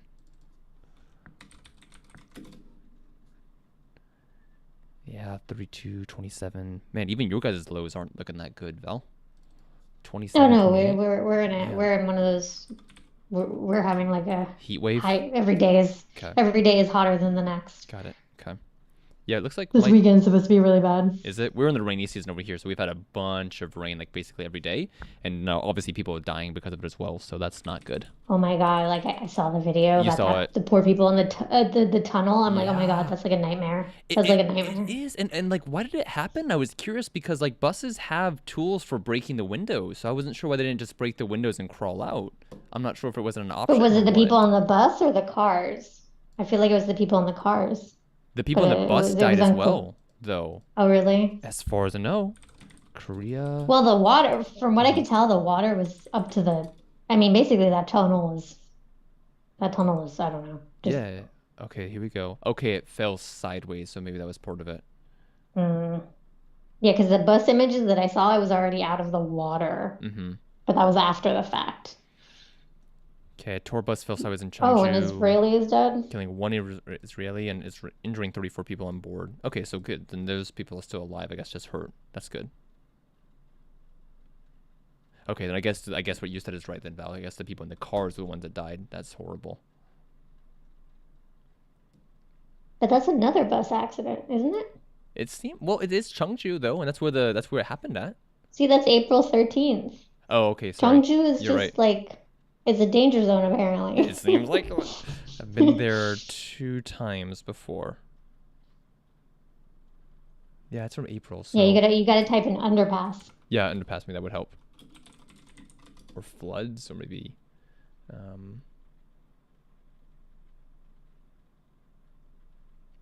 Where's in the 13? Whatever. It's just awful. It is awful. It is totally awful. Yeah. And I guess that they said that they knew about this already, it being an issue, which is everyone's like complaining like why they hadn't fixed it because they knew it was like a danger zone.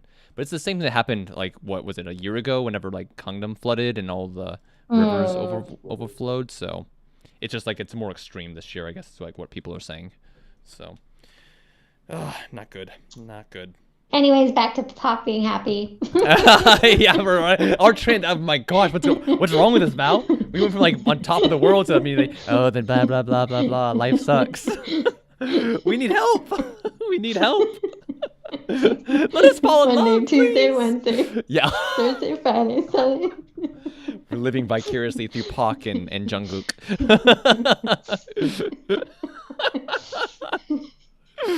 Oh man. Okay, I love this community. We're the best. All right, Val, I'll chat with you next time. Thanks for always jumping on. All right. That was awesome. Bye. Bye. Everybody, thanks for watching. We will see you next time. Take care.